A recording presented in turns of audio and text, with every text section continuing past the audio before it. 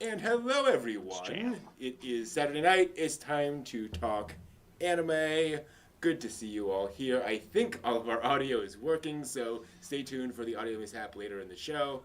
Um, how y'all doing tonight? Still here. Still here, yes. It's been another Saturday. It's been a beautiful day.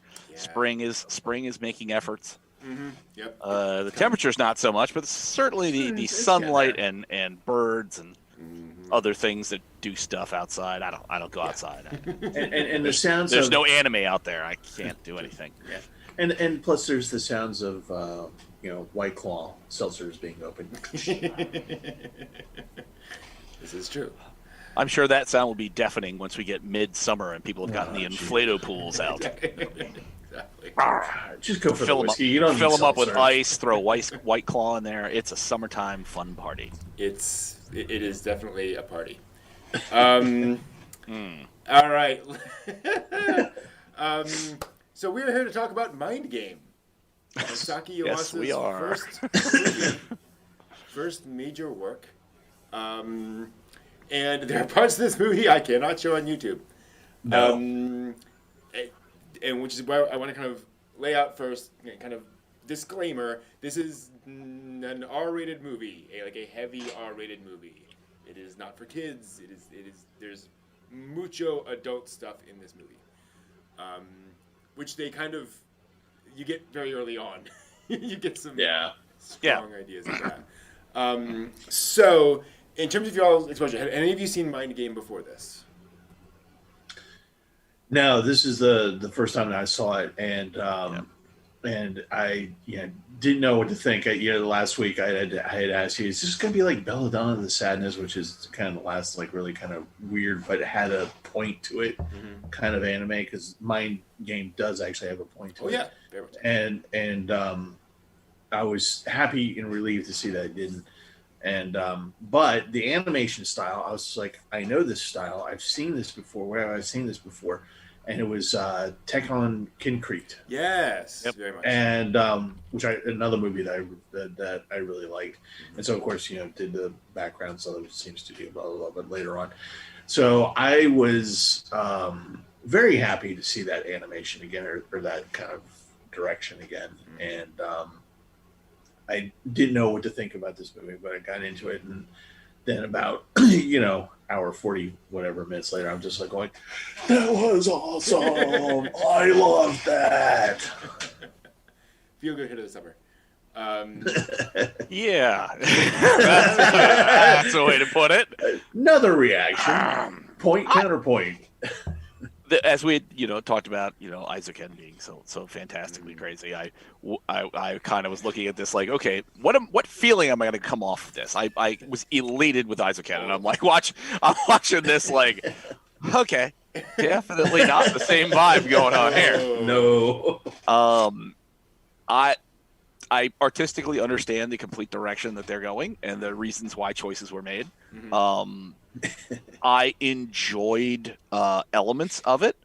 Art style's not for you?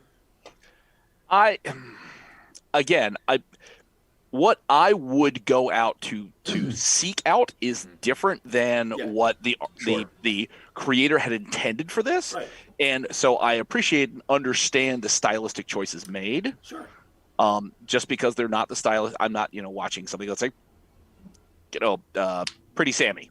Mm-hmm. You know what I mean? I'm not watching something like that, but this, I appreciate the artistic style of it entirely. Yeah. I thought it was really interesting, sort of rotoscopy kind of flip in and out of things. The character designs were very visually interesting to look at. It was a weird story. To say the least. Yeah. I mean, the by the time you get to the odd Jonah and the Whale experience, and then the artistic dancing and inflatable body modification stuff, I just Which we can't show. No. Yes, it was definitely. There's a lot of things happening there that I went for that ride and said, "Mind Game, Yeah, absolutely. Yep. Yes. Absolutely. Well, one of the things that I loved about it was that it's maybe I was in the mood for it. I don't know, but there are times when I just want things where I want that ride where things coming out of left field, and when you bring up the whale, that's totally out of left field. When the Jonah and totally, because it goes from this awesome car chase scene, which I think is one of the best parts of the movie, which I really enjoyed. I was laughing out loud so hard it wasn't even funny. And then it just went. Then the whale pops out of nowhere. I'm like going, okay. Yeah, I mean, just like totally in an already sort of rando kind of experience. You've got now the Bizarro with the rando. Like, and folks, if you watch this movie, there's already been weird left turns that have already happened before this. So this was just another one that I really enjoyed. But did either of you feel the Plimpton sense of the animation? Yes. Yeah. I felt all the animations at one point or another, I think. There was a point where you could actually taste the animation. Well, the Plimpton that hit it with me was when you're looking at the mob boss as a baby. Yeah. And his nose is outside his face, and I'm like, I've seen that style before. Yeah. And thank you for saying, Plimptons, because I'd forgotten that's what it was. It's one of the interesting things to me about Masaaki Yuasa is that he is so hyper aware that he's making anime, and that he doesn't have to follow physical rules. Things can be wild, but at the same time, he knows that if you go too wild in terms of like character motion and so forth, like you just turn into everything can become a balloon, and just nothing kind of makes sense anymore. Right. So there's this really interesting to me. Not balance, but bouncing back and forth between sort of absurdity and very much grounded stuff, like that opening shot, which is straight out of a noir film, of just this guy waiting in a car on a rainy night, and then a woman runs back, and it's her, door slam, and it just feels like, oh, here we go, and then this giant football player climbs out of the car wearing a diaper. I don't know. With his football. With his foot, yeah. Because he just carries that. That's his. He just carries it. Like, you're saying soccer in English. Yes, exactly. Yeah. Wait a minute. No, I said football in English. Football in English. No, well, one of the things I liked about this movie is having to come back and looking at different things. I'm going to have to watch this again because there's like a ton of stuff that I know that I missed. And one of the things that was really interesting in the opening shot is the rearview mirror. Yeah.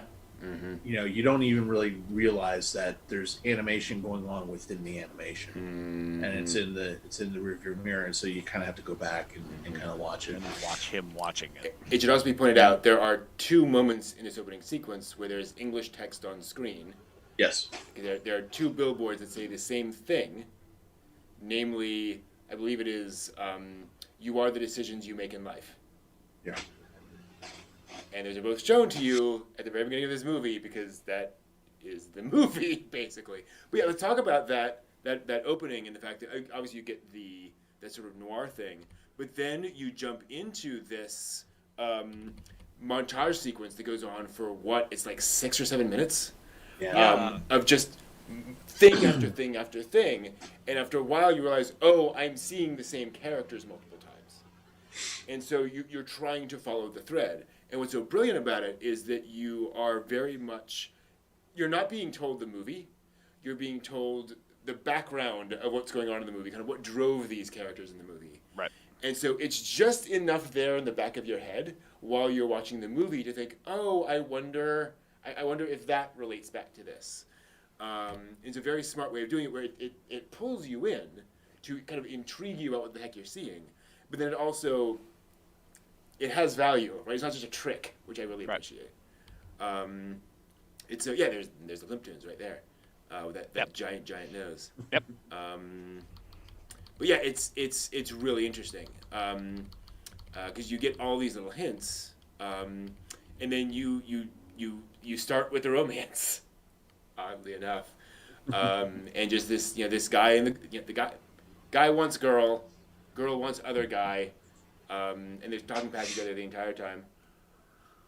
Which, I mean, it's great for Nishi that he's held in this long. Yep. I mean, it's been since what I thought he said it was like middle school, but it's been like it's 9. He said 9. Yeah, Yeah. I mean, 9. it's been a long time that he's been in love with Mion, and it's just like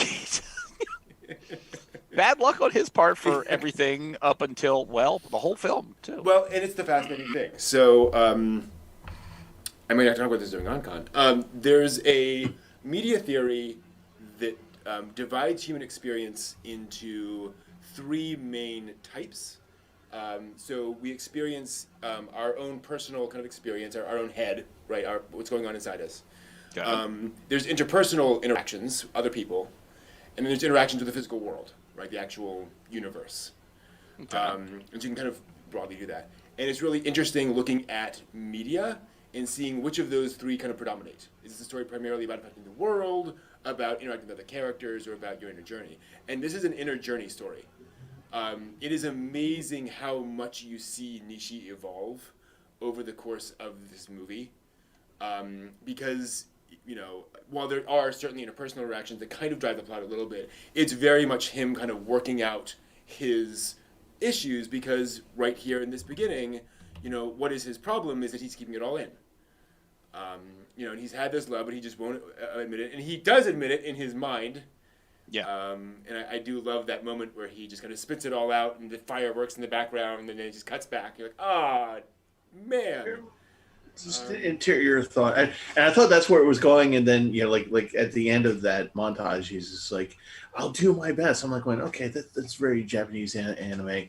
And then it cuts to him just like staying there, like practically, you can almost see the tool. Yeah. I was like, It's like, no, come on, dude. Totally. Yeah, no, that's it's just kind of a fascinating thing about the whole thing is that he is kind of a sad sack at the beginning of this movie. I hate to say lovable loser, but Absolutely, no, that's You know? very much the idea. Yeah, and here we have, and so for those curious, this is the thing that happens in that we were alluding to earlier. Sometimes it'll switch to these little like photographs that they have colored in, and then but also like added lines to, like done borders around. But it works in a weird way. I don't know why. Mm-hmm.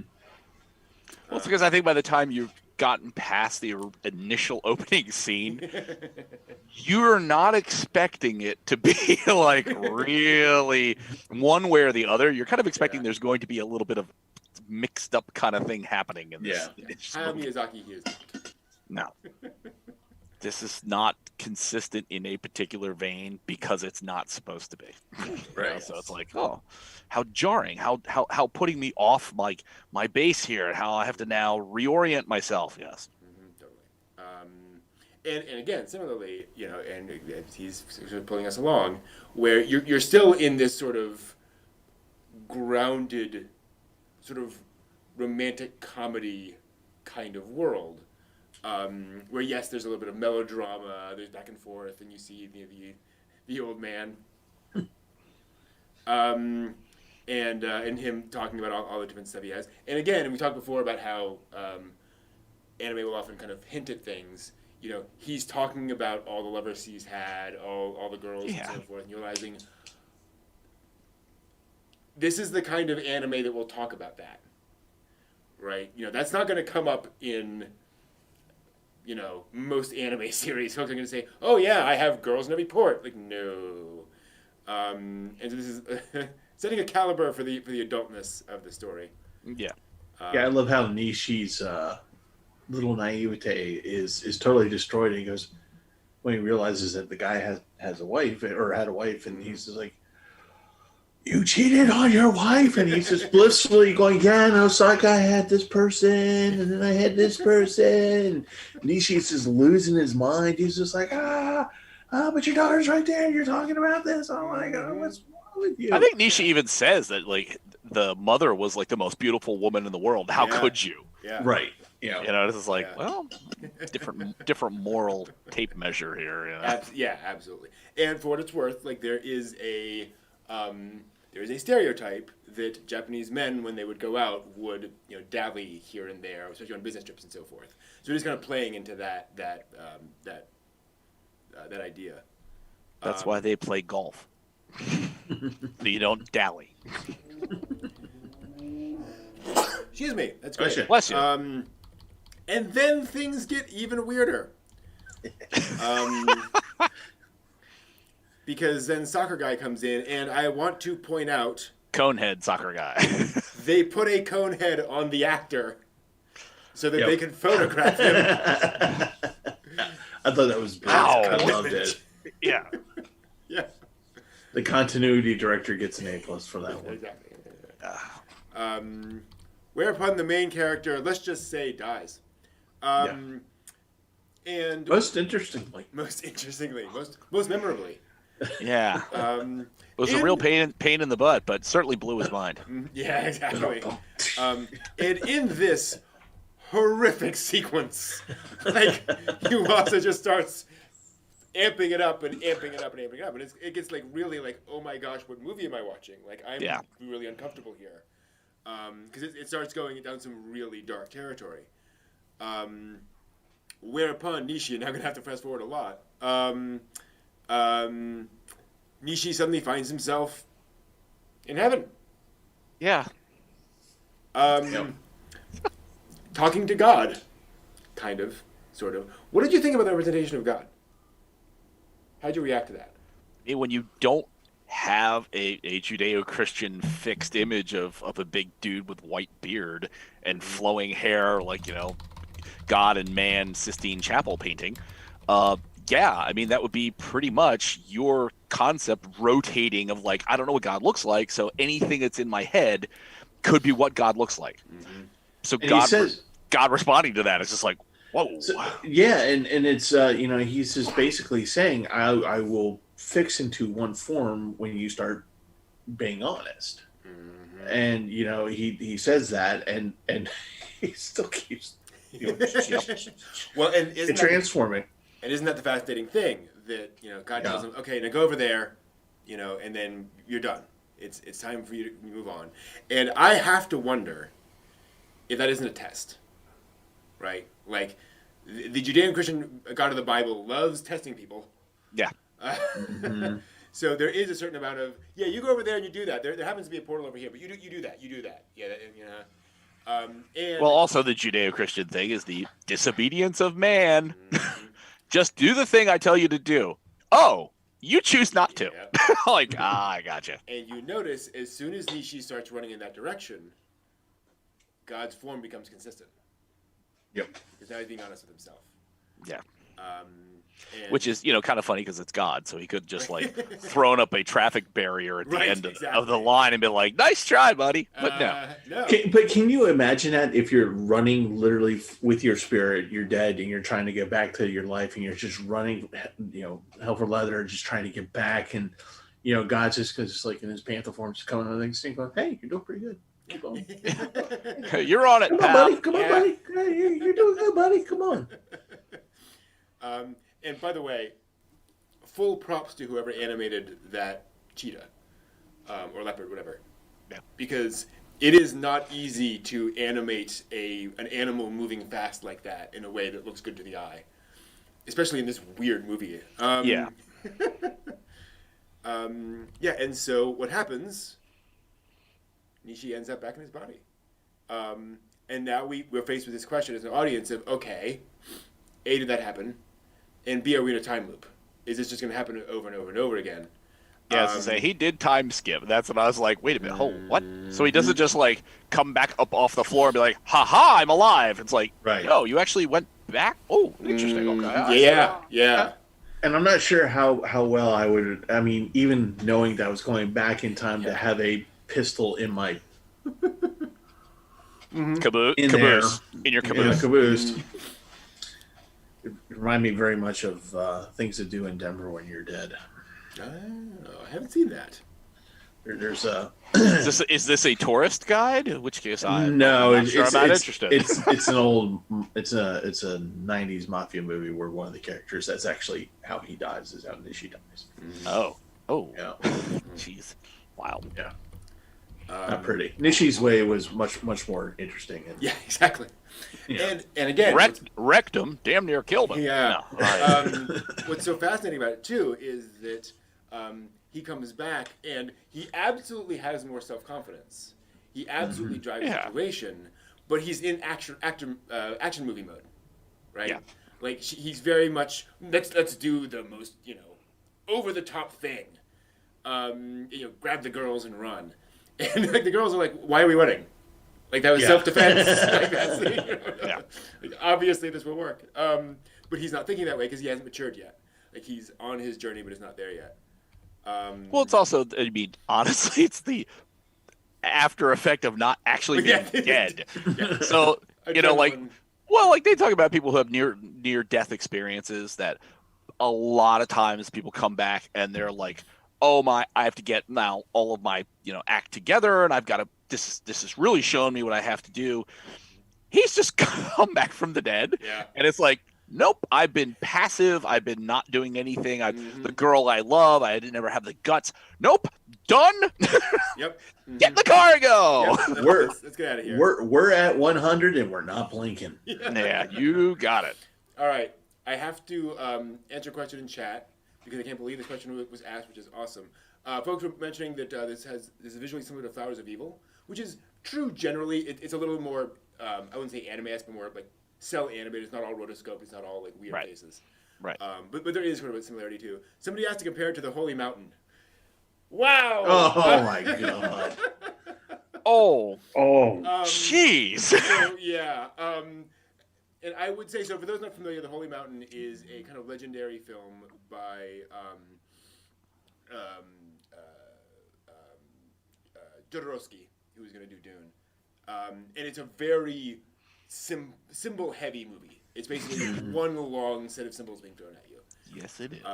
And it, Mind Game is not quite like that. There is a linear narrative to Mind Game all the way through, but there are I would say a good handful of kind of symbols that are repeated throughout the movie.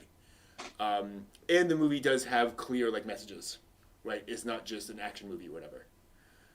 So I would say Holy Mountain and Mind Game are very distant cousins. Very distant cousins. But so they're mildly related, but not close. But yeah, they're both films. That is. That is the first I see the connection now. That is the first time I've had a Holy Mountain question, and I can't believe I was asked the question, and then I've seen that movie, so I had to take that question. Please keep them coming in chat. Great question. Yeah, great question. So we get, and I agree, Steve, one of the great car chase sequences, because it's just absurd.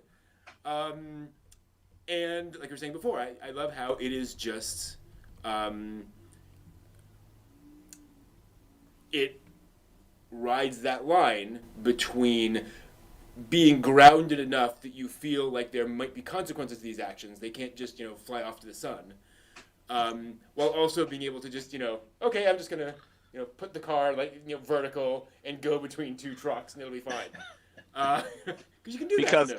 As I say, because as a first time, doing that, you do it right just that time. That's perfect. I saw it on TV once. Hold my beer. And I love how that when this chase scene is just going on and they're talking on the phone and and doing the threats back and forth and calling offsides and all this stuff is happening, and everything, by the way, is literally like when you watch it. The great part of this is that you get the sense of speed. You get the sense of things just going really fast. And then I love that one discordant note where it's the gangsters in the car that you have no idea who they are. You never really learn. And suddenly there's this little flashback.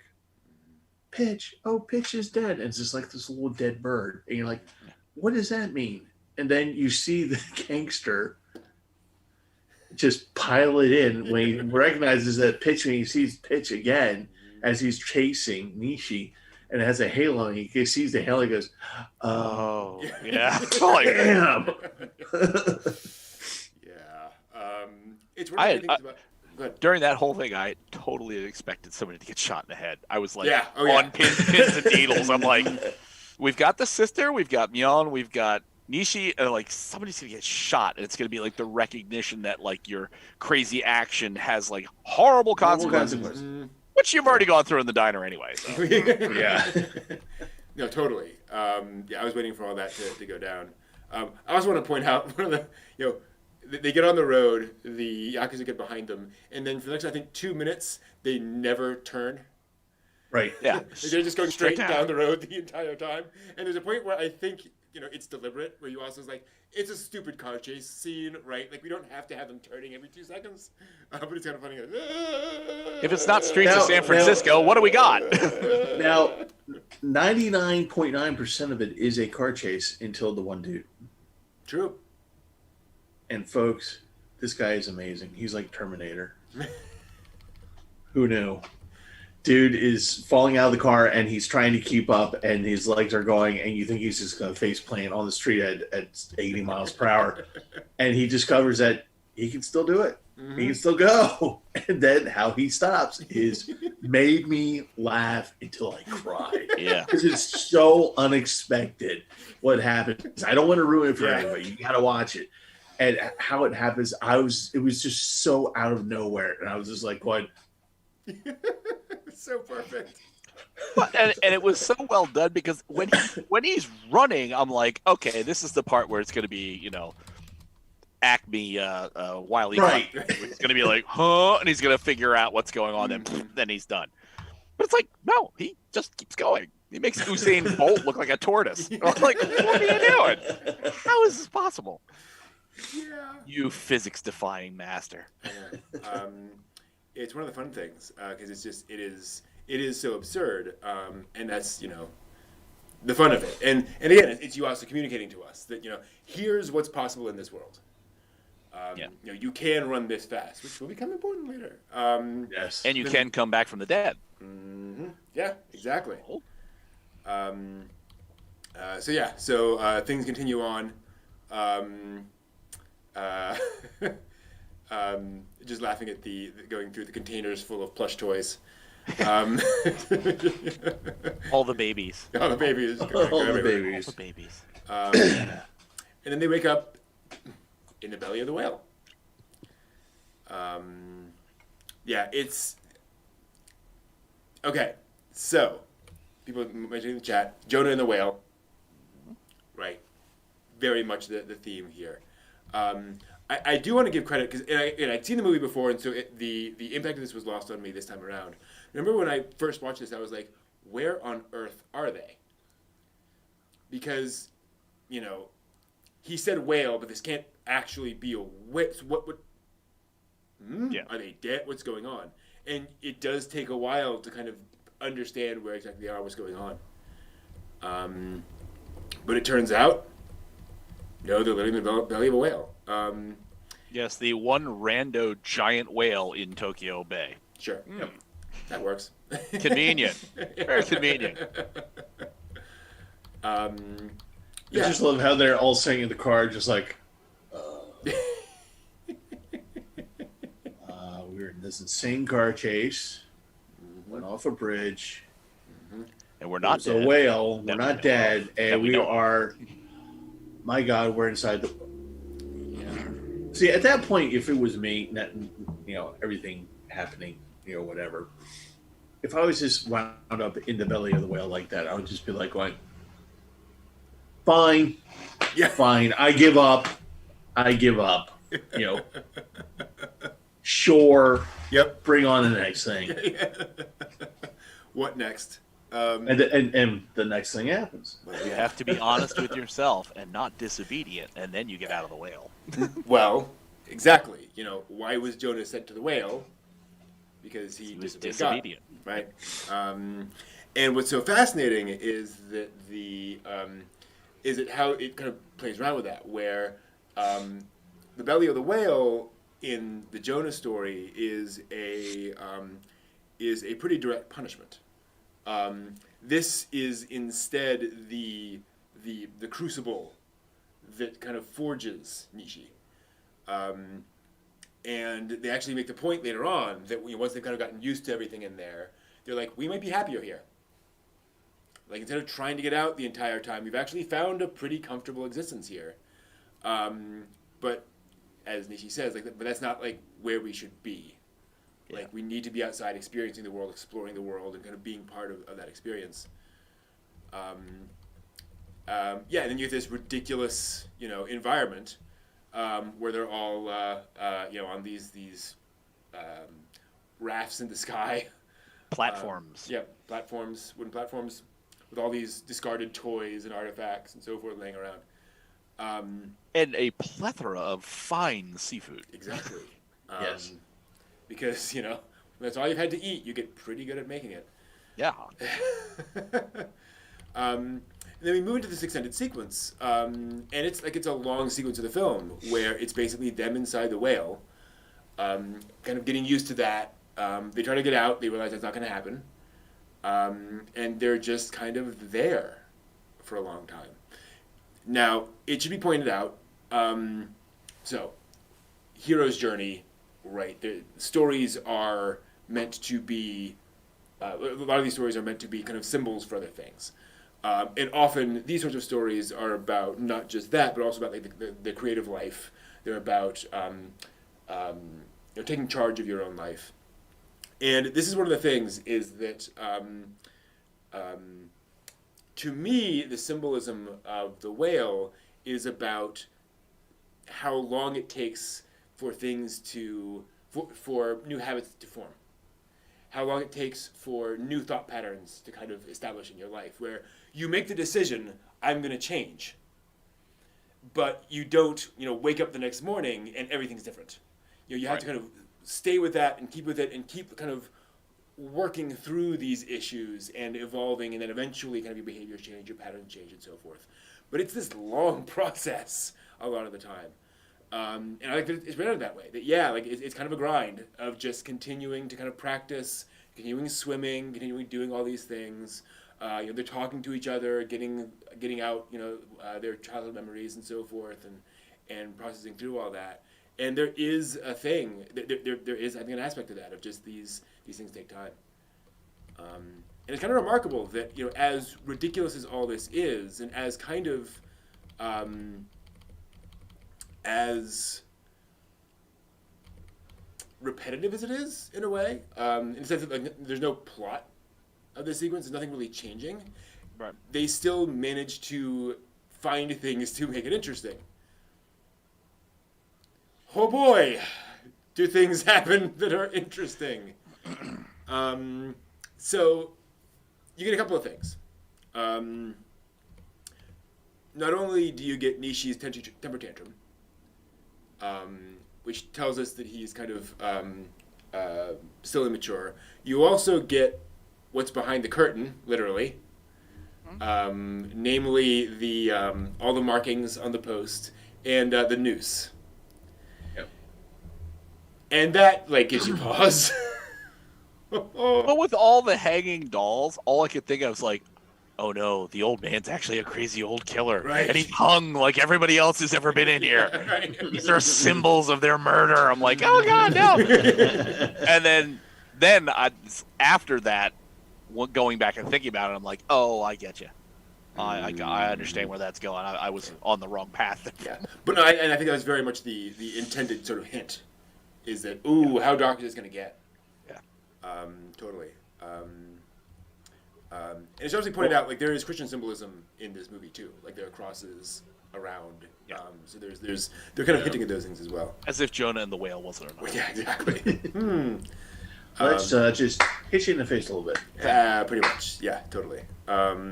Oh, so we're doing the Tenchi thing with Shinto, right? Exactly. Yep. 2x4 of Shinto. Yeah, and then they all just start swimming and dancing and playing around. And it gets weird. But again, it's symbolism, right? It very much feels like they're just, this is representative of them just hanging out, having fun, partying, playing rock band, whatever. Losing their minds. Apparently, there's something in that fish. Because, it gets really weird. Yes, it does. And so then it gets particularly weird in two other ways. There's the later scene of avant-garde art being produced, shall we say? Yeah. Which is weird because it kind of comes out of nowhere. Well, like a lot of things in this movie, but it is so over the top, it's so ridiculous, and it's so well animated. Yes. Like they put a lot of time and effort into that sequence, which again I cannot show you. But at the time I was watching, I was trying to figure out. I'm like, are you guys? It's a windmill. I'm like, oh, you guys are making a windmill. Then you're still watching the film and you're going, what kind of wind do you get in the side of a whale? Oh, right. like where? Why? So it gives it even more like a step away from reality. It's like, why are you doing this thing? And then very quickly, like they take it down, right, and dance it around her. And I think from a plot perspective, it's, and I forget her name, the short-haired girl. Jan. What was it? Jan. Rio? Jan. Rio? I know. I thought it was. No, that was the boyfriend. Sorry, Rio was the boyfriend. Yes, yes. Right. But it's her artistic awakening, right? As we see later on, she like starts getting into fashion and so forth and so on. So she's kind of saying, okay, I'm going to claim this thing for my own that I was never able to do. And again, it's one of the great things about Yuasa works is he's often able to, do these things that you without telling it to you. She could never pursue those ambitions because she was always keeping everything together because her younger sister wasn't really doing anything and her mother was gone and her father was her father. Wandering around with women all over. Yeah. And getting into debt with the mob, which is real smart. But then there's also the scene between our two main characters when they finally have a quiet moment together, shall we say. How did you all react to that scene? What did you think of that? Well, other than it's about bloody time, but right. Well, exactly. It's. I mean, after a while, you're just like you. The movie. By this point in the movie, you're seeing all these different things happening. You're seeing the insanity. Well, it's not insanity, but just like how everyone's just like reforming themselves, breaking down, reforming, and how they're interacting, the new interactions with each other. And so when the two main characters, come together and they, go through that whole sequence, which is nice and oddly creepy in certain, like when they're going, like scuttling up. Oh, yeah.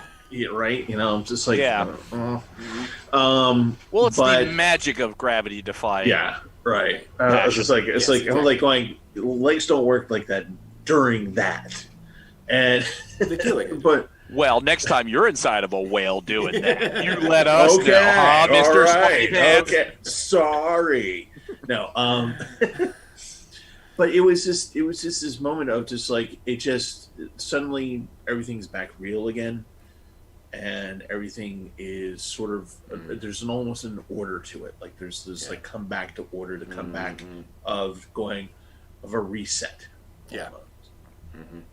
Yeah, it's fascinating to me because I think in a movie like this where they're trying to fit the art style to what's going on the screen. Right. When you get to an act like that, it totally makes sense to make it crazy, scribbly, over the top, just absolute, passion, really. Think of Fantasia, Rhapsody in Blue. Yeah, right. Where it's the passion of the musical piece that's going on, and this it's like it just kind of goes really passionate. It's doesn't have to make much sense. It's just really energetic and very engaged and very physically interesting. I'm glad you said it doesn't have to make sense because I think it's one of the really key things to it. We know what's going on. Oh yeah. We know where it's going. Like, you don't have to be explicit about it. So doing this to get across kind of how rapturous it is, I think is really effective because you get that visual interest. Yeah, totally. I think it's really cool. And then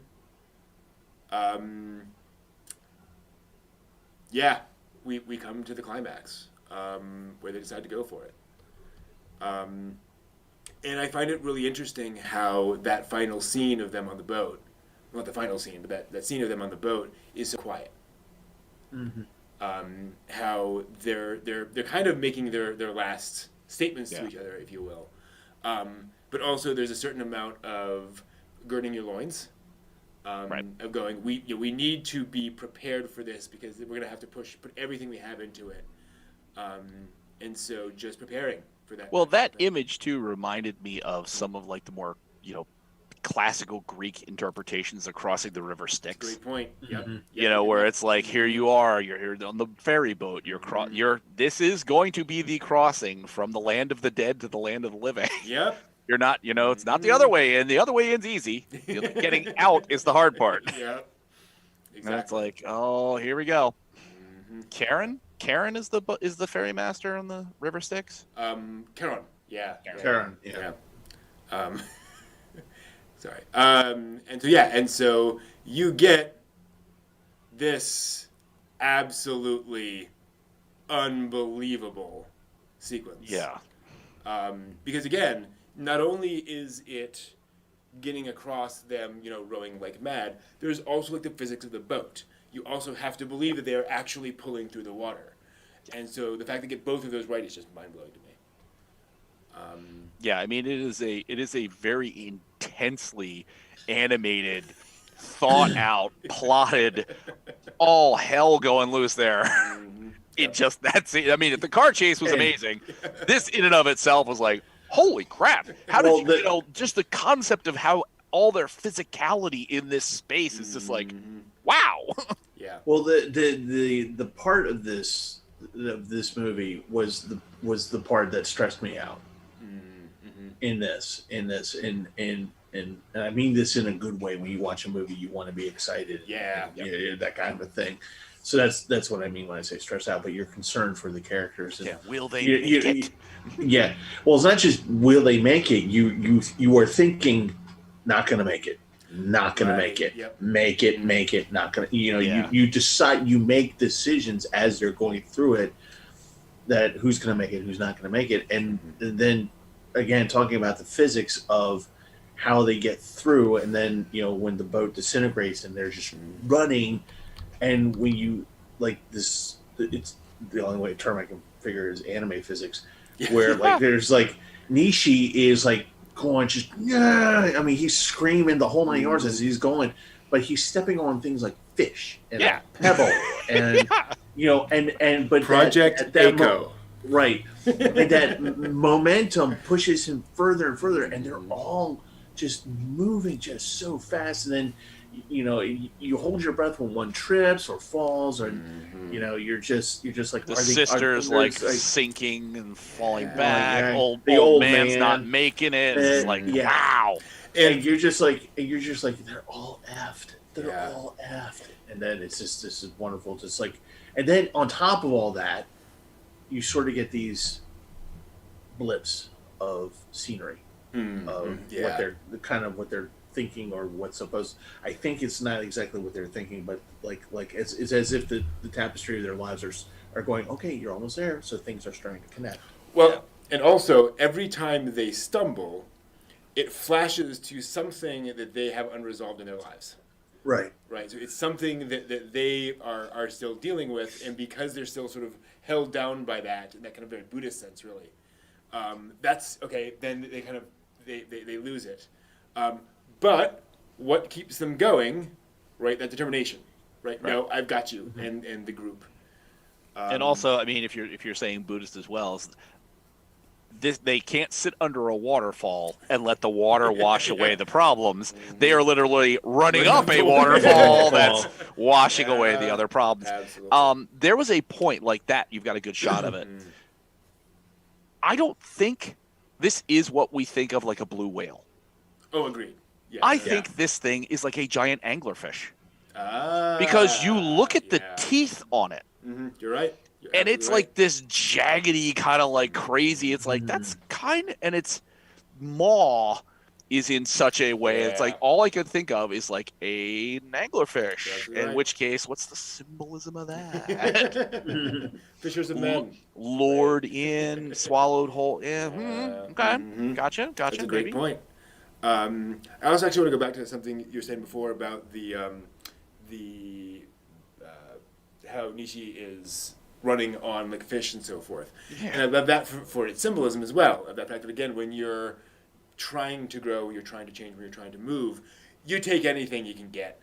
You know, if it's a fish I have to run on, I will run on a fish. I don't care as long as it gets me to the next step. That almost desperation, or not just desperation of saying, okay, fine, this is what works, moving on. Any stepping stone in a storm. Exactly, I guess. Yep, totally. And he keeps on going.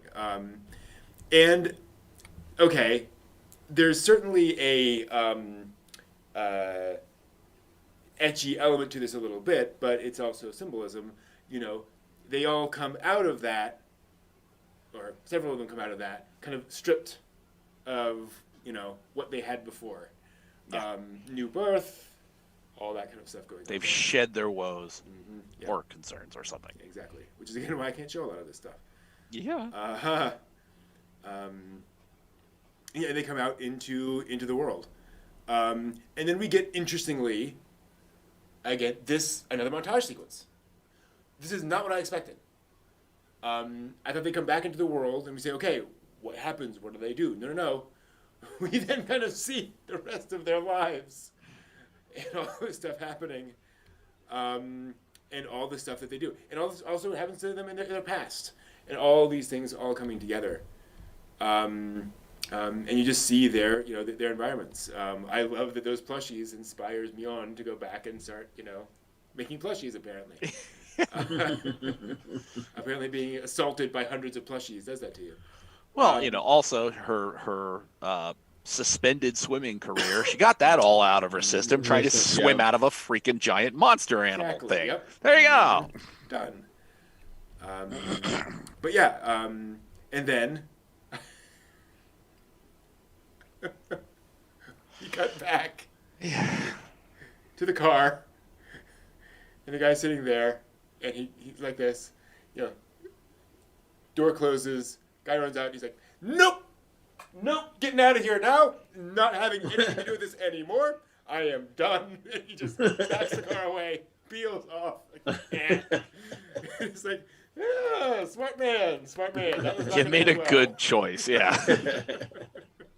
Just noping right out of there. And then you see again, obviously the things are happening differently now. And again, to your point, John, they're coming back further back. Right. They're not just this is all clearly making better choices because it's literally a mind game. Yeah. What's in your head affects. What was it? The story never ends. Yes. This story never. Like on this the story cell phone. never ended. Yeah. Never end. En. Like, oh boy, here we They're are. somewhere. Yeah, the story has never ended. Is the translation I got. Yep. Because it is again, and what I love about Yuasa is that his works have that universal quality, where it's not just a story. This is about growth. It's about being a better person. So yeah, quite the film. It was a journey. And again, I credit the film for then running that montage sequence again at the end. So all those hints you got to actually connect at the end. You got a chance to actually work through and think, oh, I see where that was going. Thank you for tying up those loose ends for me. Instead of going, oh, well, you didn't notice that in those 3 frames? Why did you go? No, this is what you were supposed to get out of it. Exactly. If you didn't understand this part, you failed. What? No, hey, come on now. Let's not put pressure on me here. Yeah, exactly. Yeah. The never-ending story. Oh, no. Boy, it's been forever since I watched that movie. Where's Atreyu? Exactly. Yeah. Boy. Did you see? Okay, we're going way off. What's his horse's name? Oh god. Artax. Artax. Yeah. They made a toy of Artax in mud, like just the head of the horse in the swamp. And it's like, The swamp you of jerks, sadness. you jerks. Anyway, that has nothing to do with Mind Game. But that movie was a mind game in its own Or way. it might. It Right. might. You never know. You would think these heads could hold. Boy, did we go off the reservation there. Wow. It's such an interesting movie. Okay, let's go into Labyrinth now. Oh. Okay. No. Ooh. Dark Crystal. I can talk about Dark Crystal all day. Skeksis. Yes. Dolphins. Yes. How come she can? Meanwhile, fly? everyone in She's a Chatland's girl. going, where did they go? What? Drifting, That got fried. drifting Oh, that- through space and time. That We're is on what our really own blows journey. your mind when you're 8. But then when time goes on, yeah, that's Mind Game. Really interesting movie. Again, not for everybody. There are lots of folks who are going to watch that and go, nah, not for me. But there's definitely meat there if you're. But if you've watched it, at least you got something to work with and be like, yeah, that was or wasn't for me. Versus, Exactly. Yeah. Yeah. Also, I think it's one of those movies where if you're not into weird experimental movies, but you want to have some exposure to them, this is a good Yeah. one to choose because there is, it's not like, and then a blue rose, right? And it, just random Yeah. stuff the entire time. There is stuff to kind of analyze there. Yeah, the nice thing about this movie is that there is structure even when the stuff is coming at you from left field. And Yeah. there is structure, there is a point to what is happening. There's not just, we're just going to throw this conehead soccer guy in here for no reason whatsoever. yeah. And he has anger issues. He's probably been drinking malt liquor all day, and somehow he has a gun in Japan, but don't know how that happened. But we're just going to throw that in there. No, there's actual point to Hey, all that. when you're Yakuza, you have guns all the All the time. time. It's never a problem. Exactly. And by the way, how angry do you have to be to pop a soccer ball? Pretty That's damn some angry. issues. There's some issues That's there. issues. Absolutely. Well, he certainly seemed like a nice, upstanding person otherwise. So Oh yeah, You know. completely Sure. normal, very stable, very, very stable. Yes, makes good decisions. very loving of his parents and respectful of neighborhood And women, association. especially. Yes. Yes, Yes. exactly. Very much so. Yeah, a Universal film that's not for everybody or children. Definitely not children. Yeah. No. All right, we'll be right back in a couple of minutes. We will take a break, and we will see you in just a few minutes for the news and the stuff about what we're doing. We've been doing recently. So see you. Or then. will we? Mind game. No. Whoa.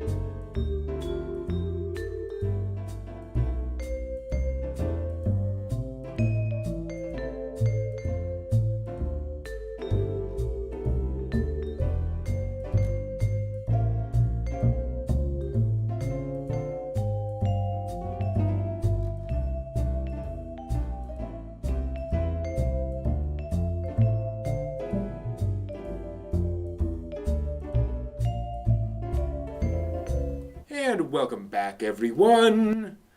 We are back to talk about what's been going on with us this week. What's been up with you guys in the world of anime and manga? Manga. I haven't even gotten to manga yet. I still have to get a manga reader, dang it. Yeah.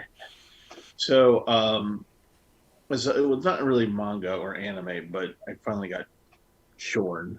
And Nice. Yes, you look yes, great. yes. Thank you.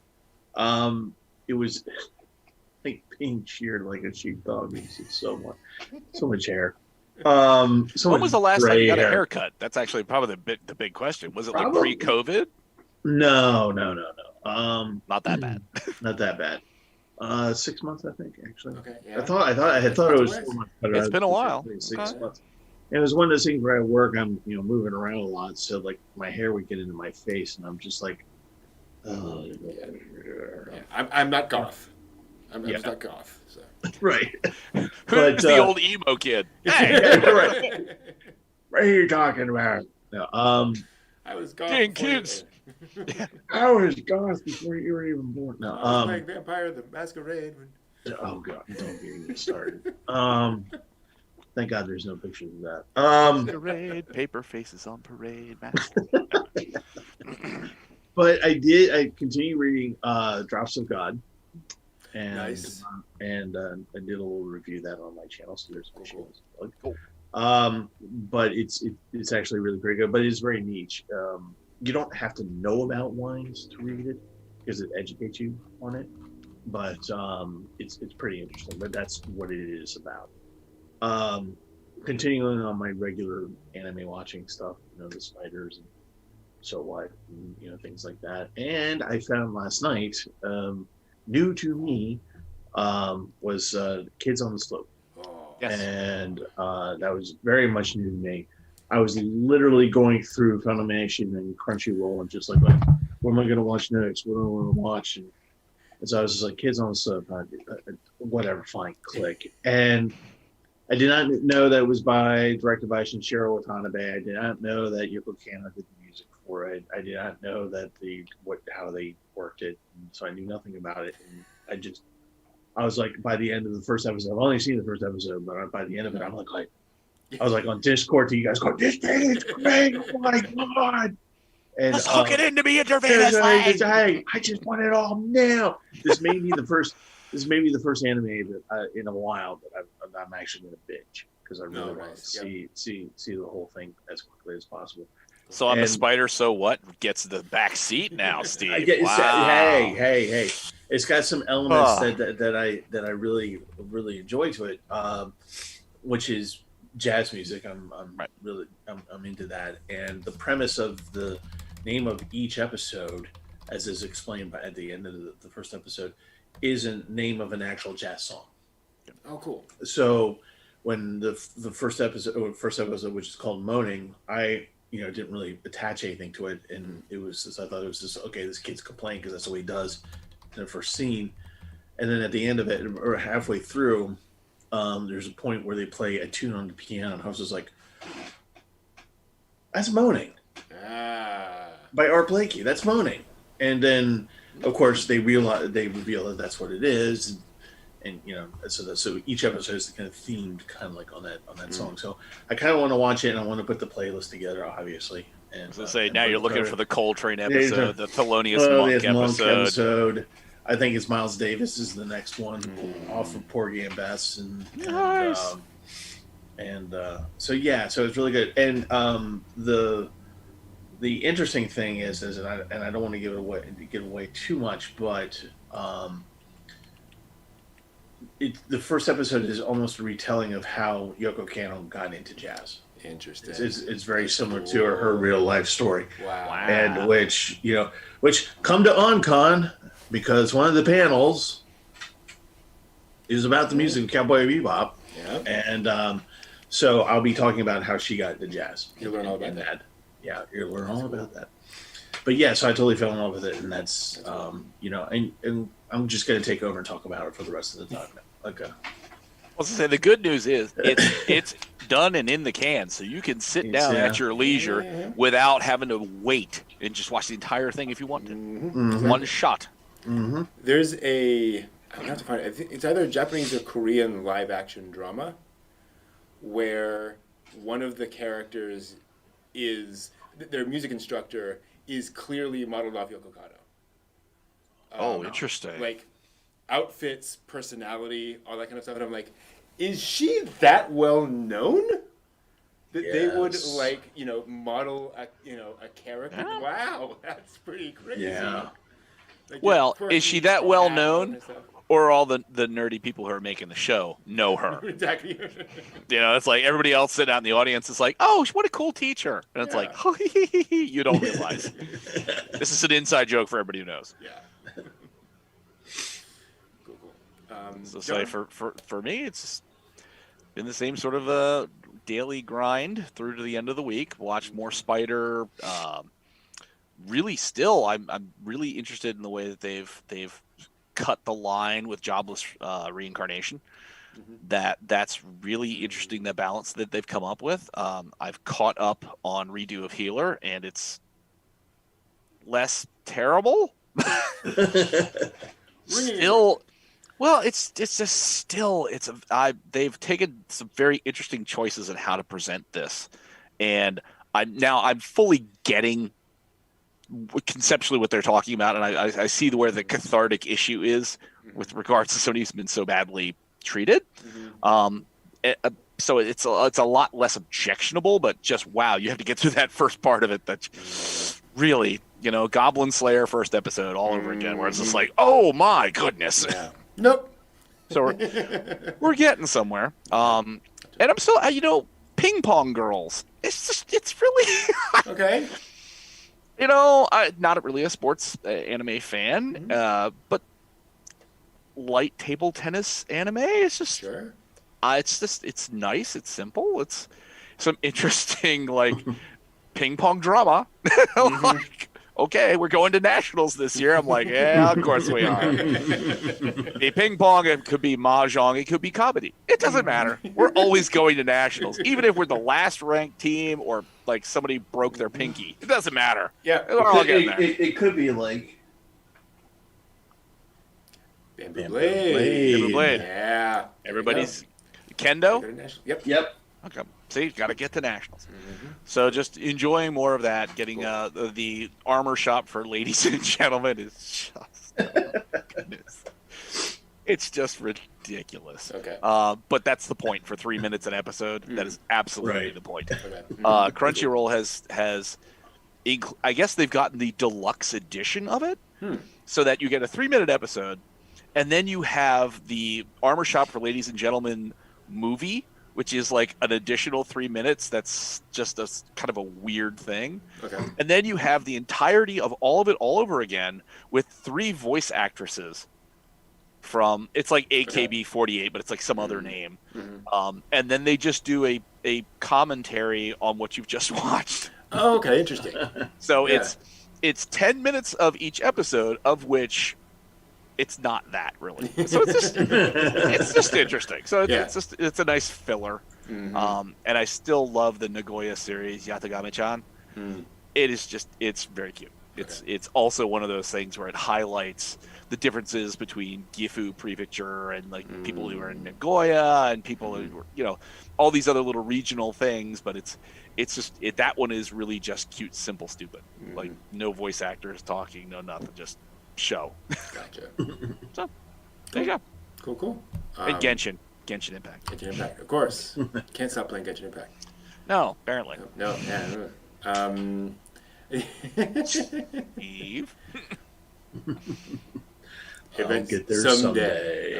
Someday. Yeah. I've been continuing on with The Alchemist Who Survived, the light novels. The author continues to be sort of a tell-don't show for a lot of it.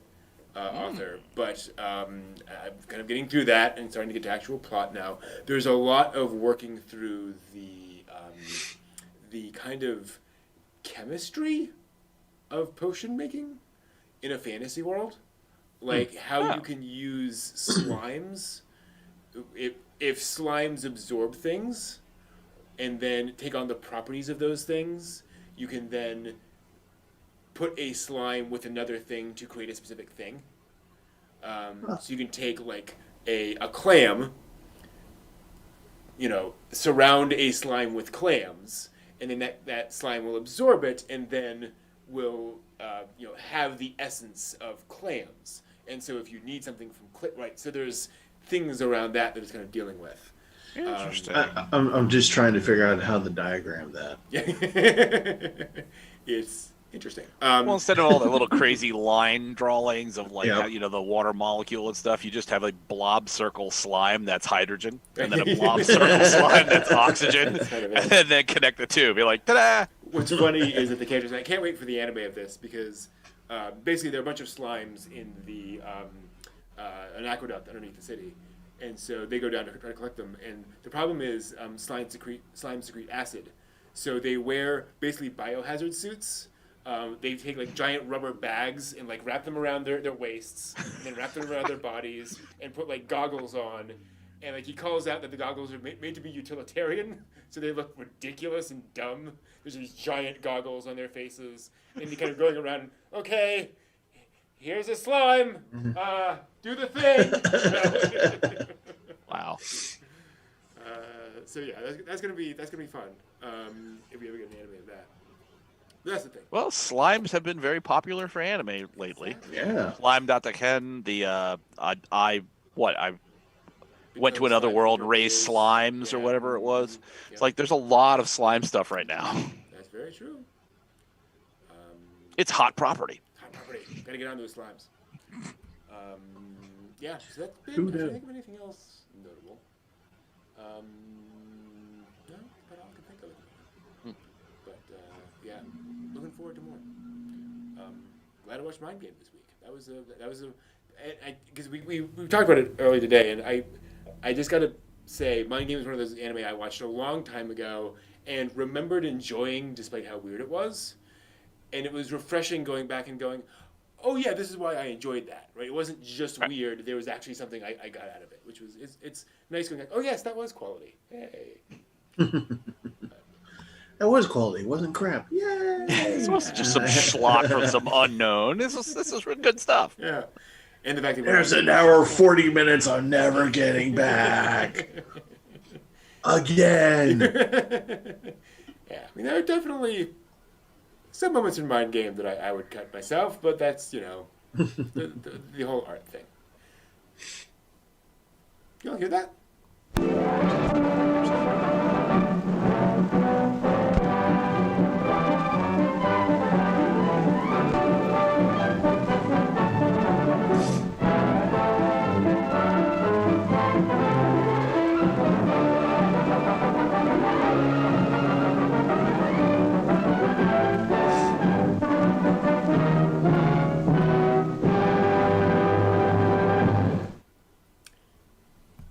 There we are, and welcome back to the latest anime news for the week ending March 6th, 2020. And let us begin with news of the final Evangelion film. What else? We have news now that tomorrow, as of the recording of this, they're going to be streaming, ironically, on the official Amazon Prime Video YouTube channel.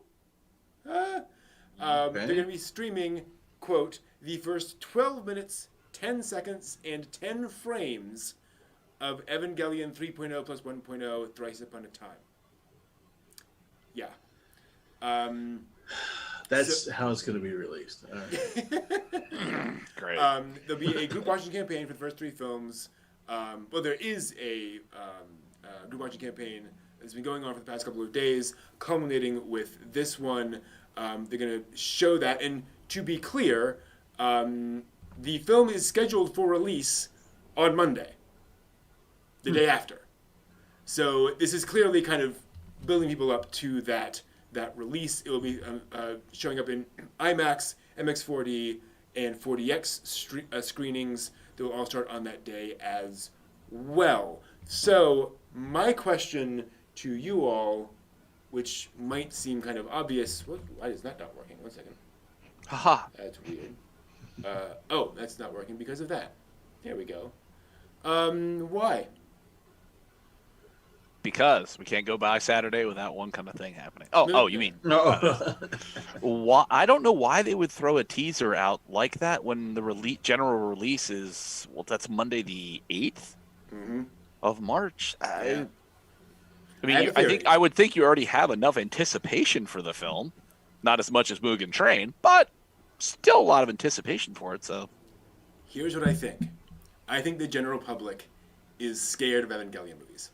I think the general public thinks that the final Evangelion movie is going to be End of Evangelion. That it's going to be a completely screwy, weird film. And exactly.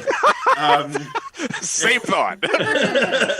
Everybody in chat land is doing the same thing. We're all clapping. Yeah, Shinji. And so I think they all think that's going to be the tone of the film. And so I think if you stream it and show them the first couple minutes of it, and you say, no, that's not. Obviously, it might go there. I will bet solid money there will be an applause scene somewhere, just because that's who Ano is. But I think it's to reassure the public. I also think it's Mugen Train. I think it's anything we can do to get more butts in seats, we will do to kickstart a Mugen Train. Well, that's the last 10 frames. It's not movement. It's just like a pair of hands that have come together clapping, and that's it. You're like, oh, there it is. There's the clapping. Yeah, I mean, that could be. That could be it. Because otherwise, that is really... That would make good sense if you were doing something that was a franchise from 20 years ago and you're doing the reboot as a movie, and you're like, we need to release a little bit of this for people to be like, oh, that's right, I forgot about that. Yeah. And then remind people to bring them in. Pulls them in. It's like, nobody's going to miss the fact that there's an Evangelion movie. So, that might be, you're trying to prime the pump to get them buy tickets. Like, come on, please. I'm sorry. I just don't believe that's the end. Of course not. No, it's just not the end. It's not the end. There'll be whatever. Well, they have to fight the battle on Earth 2. We've said there has already been a movie named The End of Evangelion. Yeah. Yep. No. I do think, in fairness, that this will complete this story. I don't think Ano's going to troll us and say, oh, I've got 3 more movies planned or something. I do think this will wrap it up. But I don't think this is the end of Evangelion storytelling. So the end of Nerve, and then it's going to be... Well, we know that Asuka, she's come in to Shinji's world. So I guess you could wrap up Shinji's experience in life and then focus on other EVA units that are somewhere else in the world, maybe? Yeah, maybe. Something, make that in more movies. I mean, we certainly already have 2 more pilots than we've had before. Right. And they're coming from other places. So, yeah, we could totally do that. I don't know. And we've certainly seen, like you guys saw that short film of the little pop trio girls. So you can do that stuff. You can do other stuff in the world going on during all that. Well, it makes me think of like Strike Witches. You had Strike Witches. They did a thing, and then it's like, oh, some characters got, they aged out, etc. But it was very popular. So you got Brave Witches. And it was a whole, there's another unit somewhere else. And now there's World Witches, which is like, there are these other units that come together to be a different unit. It's like, here we go. I still love it, don't get me wrong. But I could see Evangelion going with that. I do wonder if this will be, if we're reaching the end of Ano's active involvement in Evangelion. If he pass on the reins at this point. I think actually that's right. I think that's probably the most correct or the most sensible thing. I think it's like you're saying, passing the baton on to somebody else, because oh my God, how many years has it been? I mean, how many Shinji crap can we get through? Yeah. And just not want to just find a tall tree limb and a noose. I mean, my God. Well, are there interviews that it's like, okay, this is for me, the end of me doing this because I'm tired of it. I need to do other stuff. Even if there is, I wouldn't trust it necessarily. Yeah. Oh, you're really. Oh, I have heard that. I mean, here's the problem. Every time he makes one of these, he's like, "I'm done." But I think it's kind of like Tomino, where he finishes what he's doing, and then Bandai comes back and goes, "No, no, no, no, no. You're gonna do another thing. That's gonna happen now. You're gonna make another. You're gonna direct another thing now because we need to make money." Yeah. And so Miyazaki, I'm retiring. Well, no, I'm not. and we have found out that a lot of that is Toshio Suzuki going back to Miyazaki and going, "So if you retire, we're all out of a job. So just say it." You're just putting all of our kids on the street starving. That's not just That's just okay. take some time. Do your thing, whatever It's makes you okay. happy. I'm just gonna eat my briefcase because I've got nothing else to go at all. Thanks. Yeah. The other thing is, I think Anno has. Anno also seems like he's at a point now where he doesn't. I want to say he doesn't need to go back to Evangelion, which kind of like he said all he has to say. Right. I feel like doing the movies, which is also kind of an Ideon thing, but then also doing this, which is clearly Anno going back and going, okay, here are my ideas. Like, here's what I would change about Evangelion if I had to do it over again.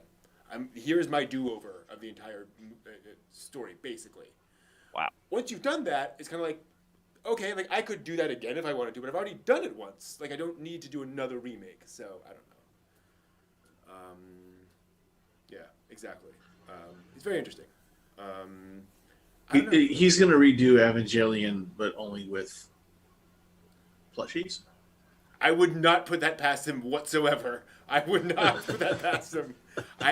Team America, but Yes. done with Evangelion.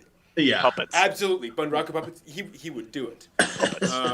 Yes, he would. He'd do Evangelion Ultraman. I mean, that's right down his alley. Oh boy. Oh man. Evangelion Jet Jaguar. Yes, You ride yes. inside Jet Jaguar. Jet Oh, Jaguar. wow. There we go. You look like Jack Nicholson. Anyway, Mr. Science Theater. Coincidentally. Well, I mean, so for those who don't know, Anno was famous or infamous at college for going around and in the quad redoing the Ultraman thing perfectly, like frame for frame. He knew exactly how the whole Ultraman thing went. Yeah, so it's Wow. like, you like that thing. Anyway, speaking of movies that are coming out soon, but more closer to home, the Violet Evergarden movie is finally coming to U.S. theaters on March 30th. So just a few weeks away now. Funimation is bringing that out. It'll screen in Japanese with English subtitles. Tickets will go on sale March 19th. So you have a little ways to wait on that. No other information available that I'm aware of. FYI, the film ranked at number 2 when it opened in Japan on its opening weekend. It was also the first new Japanese anime film to open in Dolby Cinemas, which was kind of interesting. So yes, that is a thing coming out. Fairly recent film, again, September, and it's the first nuclear animation thing we've had in a long time. Yeah. At this point, I just want to see a movie in a movie theater. Yeah. So Amen to that. I want to spend $22.50 for a ticket and popcorn. Yes. yes. That's the thing. You bring a trench coat, and you put it all in the pocket of the trench coat. Your candy and your stuff. The theaters. You didn't do that when you. I would never suggest such a thing. AMC, who's constantly watching. Yeah. Yes. That has never been done by me. No. And I would not condone such a thing. Ever. Ever. Oh man. Send me free tickets to Mugen Train and I'll narc on everybody I know. Oh, okay. Quick story time. I distinctly remember going to Free movie tickets for narking people in? Cool. Yeah. I must have been 8, 9, 10 years old, and the Giant store used to have binned candy. Okay. So you'd go in with scoops and scoop out and get, whatever. And my parents would take me there before the movie. And we would get bags of candy and, like, Reese's Pieces and all that kind of stuff. Right. And, like, put it in our coats. Yep. And then go to the movie theater. And I remember, like, asking my parents, saying, "Is this really okay that we're bringing this in?" Yeah, it's fine. Just don't worry about it. It's okay. They don't mind. You know, I mean, going afterwards, like, Say nothing. you know, my parents are very upstanding people, very, you know, do the right thing. But on that, they're like, whatever. You know. And that just reminded me of gray area. Exactly. My grandmother would do that when we saw The Rescuer. She actually made the popcorn at home and put it in Ziploc bags, and then she put it in her purse, and then we'd go in. She'd be like, "All right, here you go." We're like, "Okay." We just took it. You know, I didn't know anybody shoving popcorn in my mouth watching Disney. You know, that's sweet, because when I'd go, I'd just sit next to people who had a big tub of popcorn, and I'd eat it out of their tub and just stare really intensely at them. Mm-hmm. And when they said nothing, I just kept eating it. I I thought it was okay. Oh, okay, yeah. Intimidation for popcorn. It works every time. I'm just going to have some of your popcorn, right? Oh, there are directions I could go with that, which I'm not going to. It's not past 10. This is very, very true. Another movie potentially coming, but a rather different one, also still close to home. Amazon Studios has announced that they are planning to make a live-action Hellsing movie. Yeah. Again, Amazon, not Netflix, because everyone assumes it's Netflix doing it. The writer of John Wick is going to be involved. Yeah, it makes sense. It very much makes sense. He's also executive producer on Falcon and the Winter Soldier. A bunch of other people are credited as producers as usual. That's about all we know so far. Live-action film of Hellsing. Oh my god! Yeah, I saw that an announcement on like ANN about that. I was just like, I First thought for a heard it. second, I'm like, oh no, this is going to be like the Sci-Fi Channel version of Hellsing. No. And then I There's saw no the way. John Wick connection. I'm like, oh, Wow. I'm at least now 50%. Well, here's my thing about that. I'm like, I love Hellsing, and it's just anyway. So hearing that and this is the first time I heard it. I'm like so excited now. I'm like going, hey, yay! Although I'm trying to figure out how much blood is going to be in this thing, because the anime is just blood from top to bottom. Rivers. There will be rivers. It just might as well be CGI. just a red screen with people talking, because that's kind of how it is. CGI makes it easy. Oh yeah. But to have John the people from John Wick involved makes so much sense. Yeah. For the physical stuff that's going to happen. Now I wonder if they're going to go with the original story, which might be easier, I don't know. or if they're going to go with the whole Nazi Zeppelin thing. And it's a movie. So they're going to have to kind of figure out how much story to tell there. Yeah. They don't have that much time, yeah. I have not seen much of Hellsing. I've seen, I think, the first episode of the original TV series. Loved it, just haven't gone back to it yet. I will say, from what I've seen and what I've been exposed to, that Hellsing does feel like one of those anime that lends itself to live action more than others. Yeah. You know, in terms of characters, in terms of, it has that sort of Hollywood action movie kind of vibe to an extent of being kind of like that. So I think it's a good choice of many. Which I think, if you have the original series, or you have what you were saying, Steve, the whole Nazi zombie kind of thing, it's like, let's talk about the Hellboy movies, and let's talk about the universal bankability of like the Germans as a bad guy. Mm-hmm.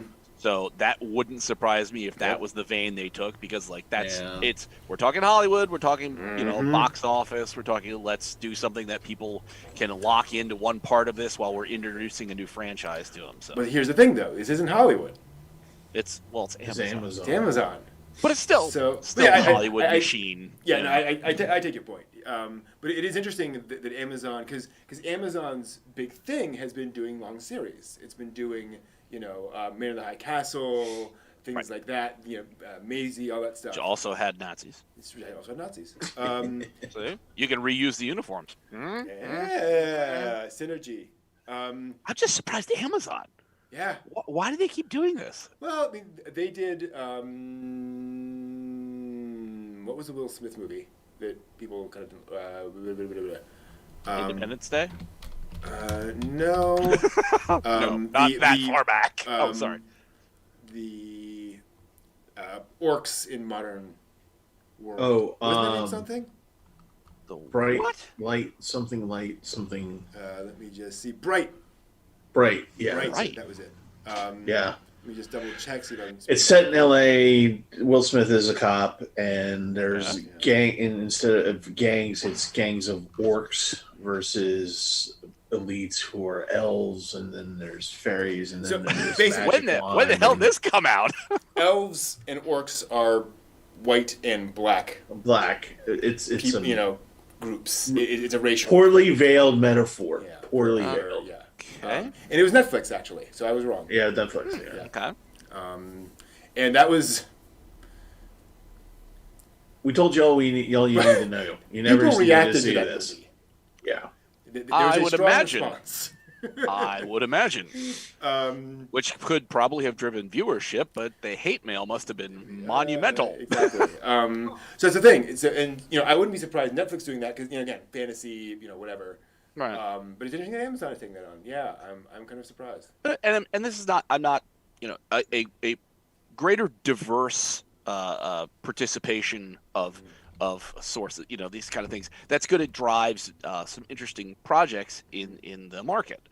But I'm just kind of curious. Netflix, they do this thing. Mm-hmm. You know what I mean? Media companies do these things. And Amazon, why do you need to do this thing? You already have Kindle books. And you have all these other functions that you need to do. Why are you jumping into this? Well, remember, they licensed a lot of anime back in the day. Right. Yeah. So 5 years ago, they were like stepping up the licensed anime. They stopped doing that. But to give you an idea, when I search anime on Amazon Prime Video, they have Lupin the Third, Right. Vinland Saga, Avatar, Naruto, Blade of the Immortal, Girls Last Tour, bunch of Pokemon and so forth, Blue Sub 6. They have Memories. They have Cowboy Bebop, Jinro the Wolf Brigade, Ghost Stories. Whole bunch of stuff on here. Interesting. Yeah, they have Hoshigi Yugi. They have always chosen wisely. Right. Where it's like those are things that a variety of people will like. There's some classics, a bunch of stuff in there. They have freaking Yuria. But that's like for Prime streaming or whatever else. You know what I mean? That part I get, but instead of saying, "Hey, Netflix, you guys got the cameras, you guys got the sets, you do your thing, and you broadcast, and we're going to sign like a sub license and then have it for sale on DVD and Prime limited for 30 days, and then we'll sell the DVDs and other things." You know what I mean? Something like that versus saying, "Well, we're just going to go in and jump in and do a series and pay for that." Yeah. Interesting. It's a your choice. It definitely is. And that's the other thing is I don't know what else they've done. I get the feeling there's been one or two other announcements of Amazon, funding something. Yeah. But I can't remember what. Is this the broad new horizon that's dawning, or is this we'll just do one or two things here and there and see what happens? And it's also could be one of those things too where again, who knows how long this has been circulating? Where maybe the John Wick writer has been wanting to do a Hellsing movie for a while, and is sort of shopping it around, and folks are like, no, and Amazon was like, yes, that's gonna work. We want to do that. We'll take it. I don't know.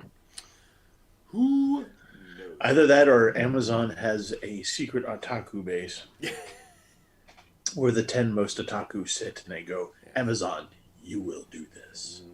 You will do that. The overlords of otaku. Very Appleseed. Or Bezos was feeling very saucy that day. I was like, I think I'll just throw $100 million at something. The next man or woman that walks through that door, $100 million. Hi, can we do a Hellsing? $100 million. $9. Thanks. Although, given anime, it's like one. Yeah. Speaking of Netflix, though, quick news item. I said quick news item. Quick news. There we go. Jeez. We got a confirmation today that the new Shaman King anime is coming to U.S. Netflix. Or at least to Netflix. An English subtitled promo video for the new TV anime came out.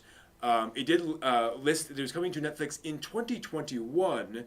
What's interesting about that is we know it's coming to Japanese television April 1st. So that implies that it is actually going to be streaming on Netflix, and it's not going to be the same date. So they want to kind of shift it away and not let folks know that. But yeah, the new Shaman King coming to Netflix, which I think is kind of interesting because it is a pretty high-profile property for Netflix to kind of snap up. I never really got into the Shaman anime. It wasn't that I didn't like it or anything like that. It's just one of the things of all the things in the world that I was in at the time that just didn't come on my plate. I think I would like the idea of it because I think there's at this point a lot of stuff that seems to be kind of formulaic and Shaman King always seemed a little different to me in terms of style, and actually that's one of the things I liked about it. Of what little I watched was the actual animation style of it, and it was pretty interesting. So totally. I only learned about it from Brent talking about it, so I'll be curious to see how this turns out. Yeah.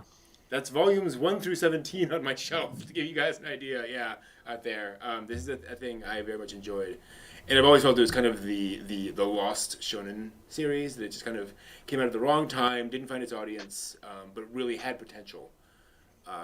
So yeah, I'm hopeful. There's always the fear of the Netflix ghetto, but if nothing else, I do think this will give it an audience and a platform of its own. So we'll see.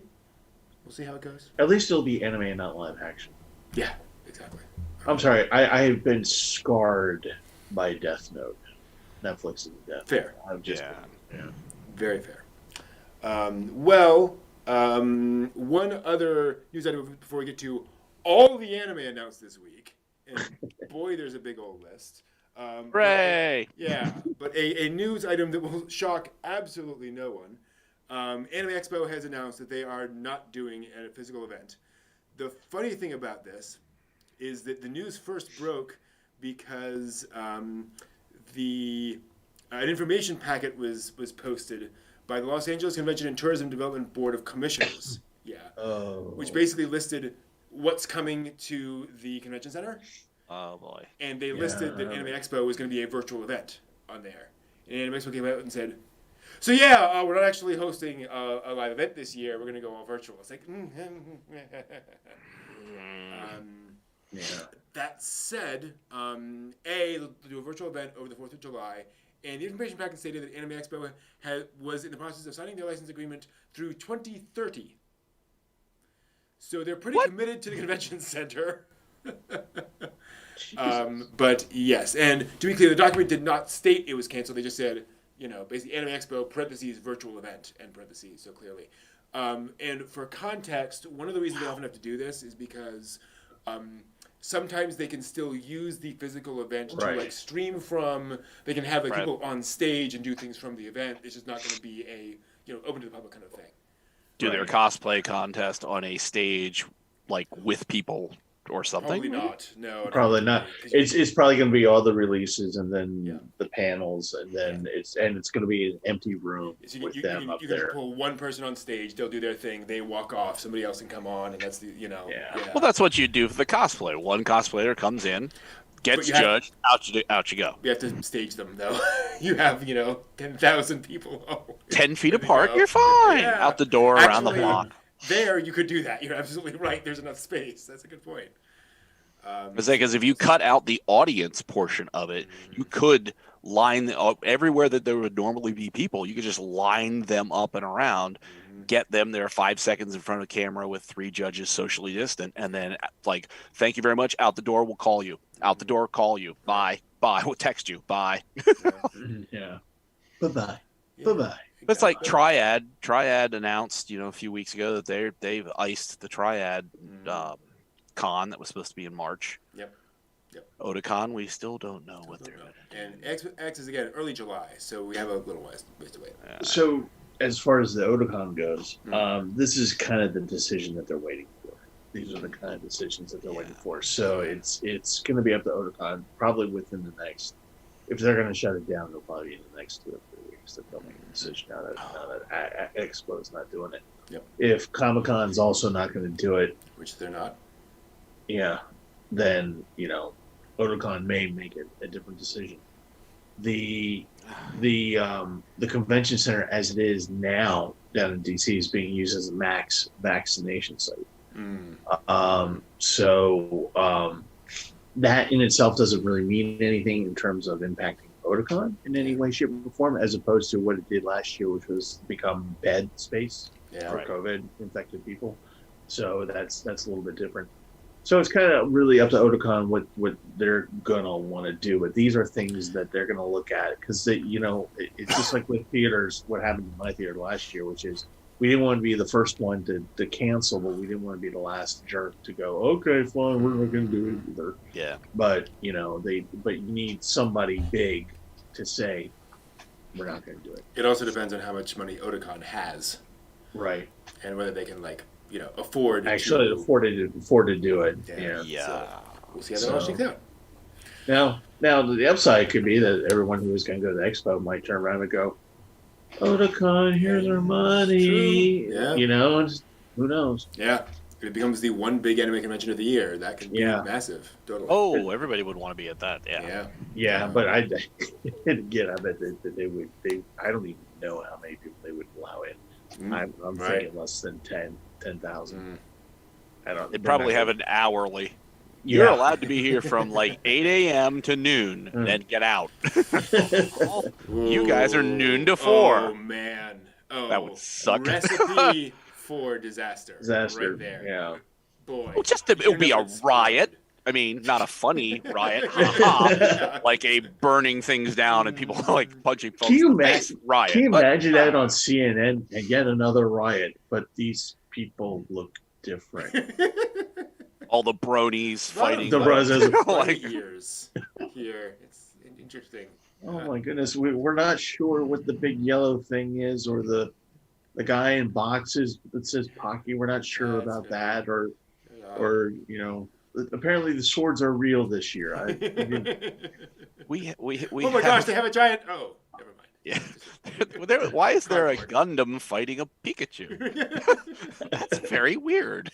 I had a great moment this was at Otakon a couple years ago where I was out front and there was a Deadpool going by. And this was just before the movie was going to come out, so hype level was high. And he was out doing his thing, and then somebody in a full-size Pikachu costume, walks by, and they wave at each other, and Deadpool just went over and hugged Pikachu, and he's got this photo of Deadpool hugging Pikachu, and it was just the sweetest thing in the world. It's the most ridiculous movie. I thought you were going to say, and then Deadpool turned around, pulled out there. Pikachu, I cap you. What? Whoa. Yeah. Okay, so in the chat, we're getting a whole nostalgia thing about how much anime used to cost. And you're speaking my language here. In 1994, 11 years old, bought Project Echo for $42.95, I believe that. Oh, yeah. Subbed, because the dub versions were $20 cheaper. That's exactly right. Oh yeah, and that was back when you could get anime just like in the racks at like CompUSA. Yeah. Just okay. Yeah. Here's Akira. Just fine. It's okay. Ninja Scroll. Sure. It's cartoons. It's for kids. It's cute. Yeah. Ninja Scroll is cute. Yeah.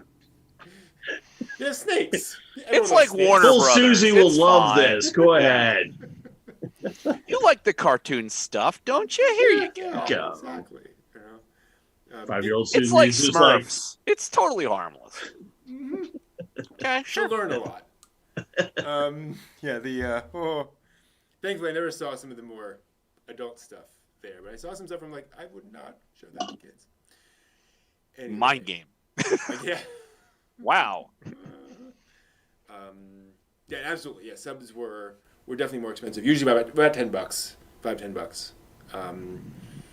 yeah, it was a thing. And for those unclear, and we'll get back to the news here in a second. This is why there were sub-dub wars, because you had to choose. You could not build up a collection with both. It was too expensive. Yeah.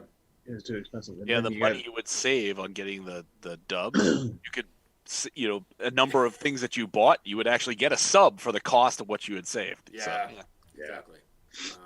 It was a big thing. Yeah.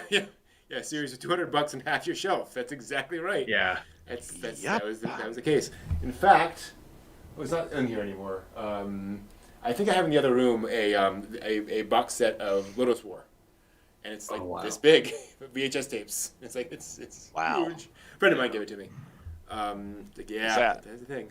Well, I bought The World at War on VHS cassettes. Oh Jesus! All of World War II in VHS. It's big. Wow, but, it's like a room. Yeah, but I want my that's MTV VHS. Nice. Oh, okay. With the first Dennis Leary sketch with the Doug Barr and Cindy Crawford rant that he did. And I think I paid $35 for that. Wow. Back in the day. Now it'll be in some dude's bin for like 50 cents, or pay me 25 cents and I'll light it on fire for you, because nobody can play it anymore. Or $40,000 because it's rare. Yeah, right. Know. I'm waiting for my Clash of the Bionoids to be worth that on VHS. Yep. That should be a real winner at some point. I'm wondering when fan traded tapes become a collector's item. Oh my god! Like the 1995 Kiki's Delivery Service fan sub that somebody did, because this was a thing. I think it was the Kiki's was one of the first things that was like fan subbed by a guy who had a complete subtitling deck at work. And so he could do it because that's the only way you could do it back in the mid-90s. You didn't have software on the computer. Yeah. And so that got traded around a little bit. And I'm like, man, that must be rare. I wonder what my Macross the movie fan VHS and my Akira fan VHS would be worth. Everything has value. I'm entertaining bids for $100 million. I'm going to buy Anime Island, full of nothing but anime and cat girl stuff. Was this thing going to talk to a video, Otaku Land? Otaku Land. Yep. There you go. All right, it's going to be a series of small, dark cubicles with monitors. It's like a dream. But not that kind of dream. A Otaku dream. There we go. It's not past 10. Back to the news. And time for a new segment, Anime Announcement Corner, because, oh my gosh, this is a whole thing, because there's a lot to talk about. So, we're getting another new anime in the Aria franchise.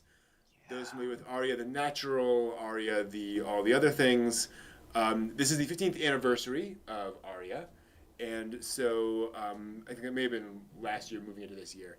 And so there's a special screening of Aria the Crepicciolo, which was a new theatrical anime film, and they revealed a new anime franchise called Aria the Benedizione, which will be the third and final project in the series they're calling the Blue Curtain Call, which is this sort of celebration, 15-year celebration. Molto grazie, amici. What? Molte grazie. Yeah. What's it coming to go? So you have Aria the Avenir and Aria the Crepicciolo, and now we have Aria the Benedizione. No news on format or whatever, except that Crepicciolo was a film, so probably something along those lines. So cool. I mean, Aria is one of those franchises that's kind of been around for a long time, and it was kind of dormant, and now more stuff. It's cool. Let's say it's very interesting. I made it through the first episode, and I thought, well, this is just lovely. I have other things to watch at the moment, but I might get back to this. It's really very gentle. It's very gentle. Yeah. So I'm surprised that 15 years, they've now revived it again. That's good. Yeah. Doesn't give me the Eurocamp good vibe, but still, cool. And very much in that sort of healing, relaxing kind of a vibe. Totally. Yeah. Speaking of older series getting come back, slightly older, The Devil's a Part-Timer is getting a second season. Yes! Woo! Who knew? That anime. Years later. Yeah, I was just gonna say that's it's been a little while. Everyone's coming back, so all the voice actors, all that kind of stuff is coming back apparently. Wow, cool. That's cool. Yeah. Interestingly, the key visual looks a little bit different. Yeah. They may be changing up the character designs a little bit this time around. So that would be kind of interesting to see. They don't look bad, just a little different visually. They don't look 8 years older at all. Yeah. Shocking, isn't that? Boy, what a callback that must have been. Like, hello? You're like, hey, do you remember that thing you did a while ago? Can you do it again? Like, sure. are you going to pay me more than scale this time? No. Well, it's just like reliving the past, isn't it? I love the Crispin Freeman thing. You know, would you do this role? Do voice actors like getting paid? Yes. Yes. So yes, I will do that role. You know. There's going to be a new season of the regular Magical High School as well. This will be the Reminiscence arc. And it's focusing on his sister now, Miyuki. Okay. Versus on him as the main protagonist, Kun. It's going to be his sister. It's going to focus on. Gotcha. Okay. So my initial complaint about the Irregular Magic High was they just kept going to different competitions, and so they did a better job than most at interweaving the underlying story with it. But it's just still a lot of competition kind of stuff. I liked the Visitor arc, which was this past season, where they finally just put the competition stuff to the side and focused on more of the central portion of the story and how his unusual talents at designing these devices to focus magic fits into the larger geopolitical scape. And it's like, there's interesting stuff that's going on there. So I'm very curious to see where they're going to take it with his sister, because it's not like she's just kind of a stand outside of the crowd thing and he's the central focus. She is an integral part of the things that their family is connected to. So I'll be very curious to see where they're going to run with that one. Cool. I should say I misspoke. There is a new anime. They haven't said if it's a series or what. So, could be a movie, could be OVA, whatever. Right. But we'll find out. Which is cool. Dun, dun, dun. Dun, dun, dun. No big surprise. Misfit of Demon King Academy getting a second season as well. Rent a Girlfriend also getting a second season.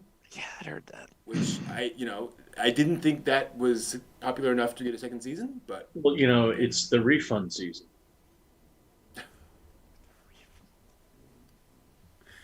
okay, I would watch sorry. that. I would definitely watch that. I gotta say, It's the emotional trauma lawsuit season. Oh, cool. I mean, there's a lot to wrap up there. Obviously, there's a lot of loose ends that they just sort of didn't deal with, and it's anime, so the likelihood is it never will. But you know what I mean? That I'm surprised there's a second season too. So maybe they will move this along, being like, well, we kind of lucked out with a second season, so maybe we're gonna not wrap it so that the manga or light novel can't do its thing, but we're gonna bring the anime part of it to like some kind of resolution that lets it fade off while we move on with things. That would be very nice. Yeah. Wouldn't put it past them, but I agree, it would be nice. Yeah. Moving on to completely new anime coming. The Girl from the Other Side manga is getting a feature-length OVA, basically. For those who aren't familiar, The Girl from the Other Side, Cyril Arun, is a manga series about a young girl that lives with a monster creature, sort of a tall black figure with these big horns, off in the forest. Very fairy tale-esque, not fairy tale the anime, fairy tale like the Grimm's fairy tales kind of thing. A lot of dark forests and things along those lines. Didn't we have Somali to something or other? This is more, whereas that is more about the world. This is more about sort of. I read the first volume. It's not a post-apocalyptic world. Nope. Okay. And it's more of a fairy tale. It's more like a Brothers Grimm kind of a story. Okay. And I will say, like, in the sense that, like, it wears its themes very much on its sleeves. Like, it's very clear. This is about this thing, and we're going to tell a story about this, this moral, right, is going to be very strongly woven through the story. All right. Okay. Gotcha. Yeah, so that kind of a thing. So that's getting, again, feature-length original anime, which will be bundled with a bonus volume of the manga, because that's how that works. But it's shipping on March 10th, so it's coming out really soon. Dang. That's pretty 4 days from now. Wow. Yeah, exactly. Yeah. We're also getting an anime adaptation of The Greatest Demon Lord is Reborn as a Typical Nobody. Basically, I'll watch. Yep. Demon Lord gets reincarnated, but then turns out he's reborn thousands of years later as a villager with no powers whatsoever, despite having cast this spell to like get all his stuff back. But his memories are intact, so who knows where that's going to go. The fact that there are 2 buxom cute girls in the cover tells me where it's going to go. Mm-hmm. Yeah, that's coming. I think we all have an idea there. And then Sabakui Bisco is getting an anime adaptation. If you have not seen the trailer for this, please do. It's got like thrash metal on it. It is a post-apocalyptic shonen series full of crazy visuals, a mushroom sprouting in the middle of a city, 2 characters kiss, and then one of them pulls a bug out of the other one's mouth. It is everything all at once. I am so in. It's Doro Hey Doro done different. Yeah, that kind of a general vibe. Sounds like college. Clearly, Art couch ahoy! Clearly, they have thrown kind of all the wildest stuff into the trailer, but it does feel like it's going to be a really wild ride, very, very imaginative. Think again, I would say in the shonen realm, more like I would say, how like One Piece can kind of go crazy, can kind of go sort of over the top. Fairy Tail can too, kind of more that kind of line. JoJo. Yeah, actually, although more in the kind of the world building sense of just kind of crazy world. But okay. I don't know. We're gonna find out. Exactly. It is set in a world where a rusting wind has caused all of the metal in the world to rust, basically, and is corroding everything. People live in fear of the rust corroding their cities. A boy from the Mushroom Guardian tribe embarks on a journey with a cute girl to save his dying teacher. So that kind of a story. Definitely some Nausicaa vibes in it too. Like they're not hiding that. Yeah. It sounds like that. Oh God, what was the name of that cyborg anime? It wasn't Cyborg 009. It was Casherin. Casherin. Okay. Yeah. Yeah. Where it's that kind of like end of the world, like things are running down and just stopping. Quiet Country Cafe. Well, yeah. Quiet Country Cafe with really weird things happening, I guess. Rock and roll and crazy. College. Yeah. Someone needs to make a Quiet Country Cafe AMV set to like thrash metal. I sense a challenge. The gauntlet's been thrown down, Steve. Exactly. What are you gonna do? Also this week, a few news items just worth mentioning. Don't know if we'll go into much detail about them. The final Gintama film did come out.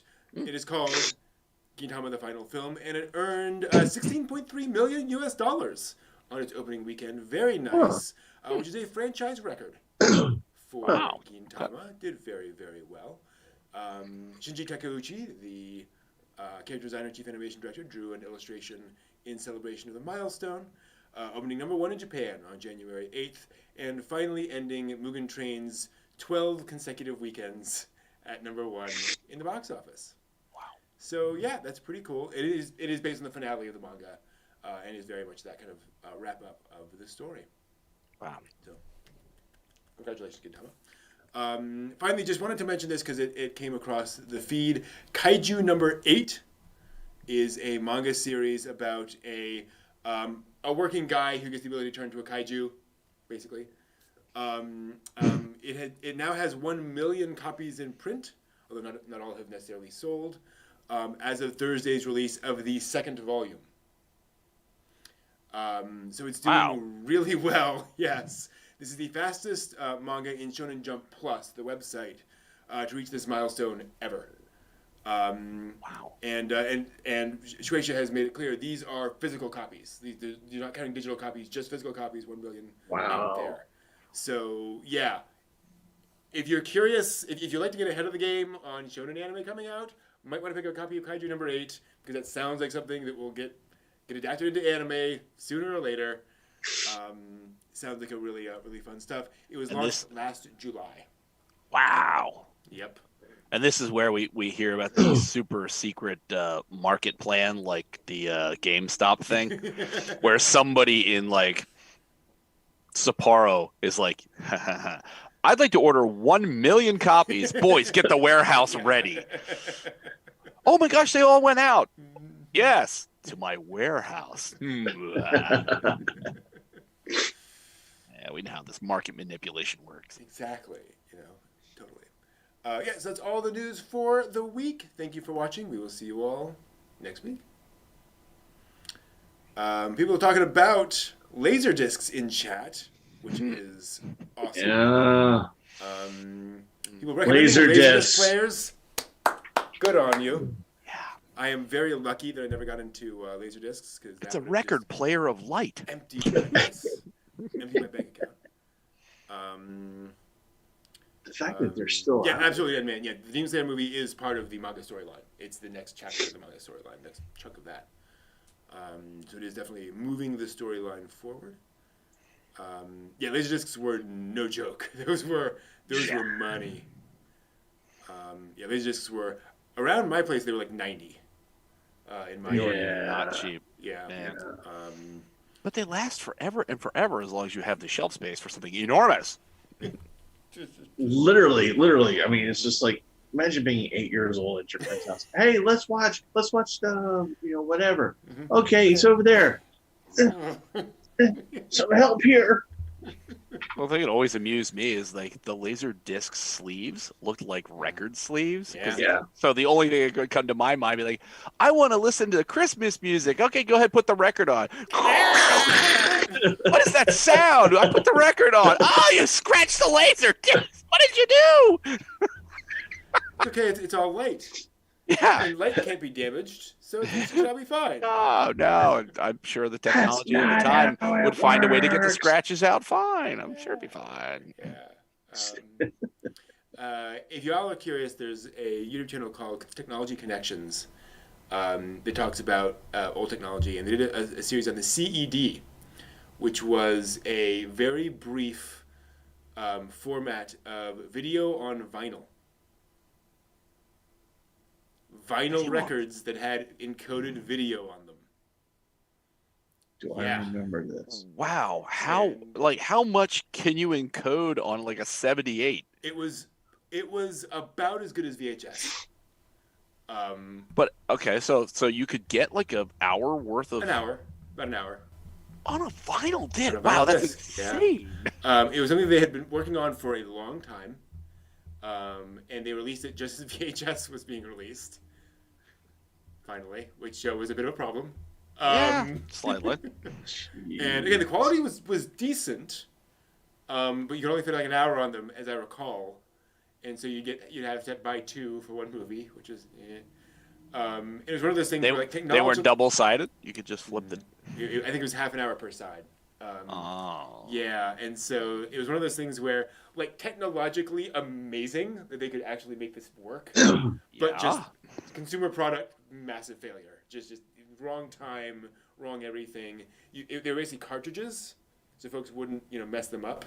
So you inserted them in, and then it would sort of pull the record out and play it. Oh wow! Like the CD cartridges of the 90s. Right. Yeah. Oh wow! It's really neat. If they had been able to do that in like 1928, that would have been genius. It would have revolutionized the market, and they didn't. They first started designing this in like 72 or something. So like really early on. Yeah. But then again, VHS came out, and it's like, well, this is gonna win. Like, sadly. Well, that's it. Yeah, you're absolutely right, man. Vinyl's back, so who knows? Maybe the CED will stage a comeback with its one. That's the other problem is it was like it was one company that made the CED. RCA.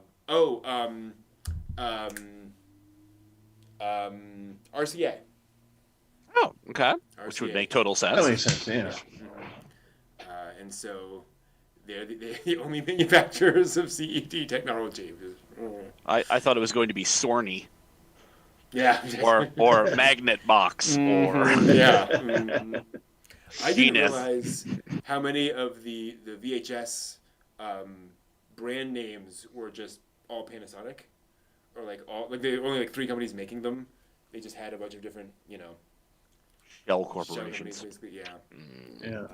Because it turned out a lot of it was like Sears didn't want to appear that they were selling like a Panasonic, so they would say just put a different nameplate on it, and we'll just call it that. And okay, fine, whatever. Kenmore. Yeah. When did they start making those? Yeah. The washer division was slow. Yeah. Yeah. Washers, VCRs, that's the same stuff, right? Yeah, pretty much. Spins and you're entertained by it. It's all technology, right? Yeah, it's fine. All works out. You can make one thing, you can make all the things. Exactly. There's one thing I've learned from Bear talkie. Grylls. Yeah.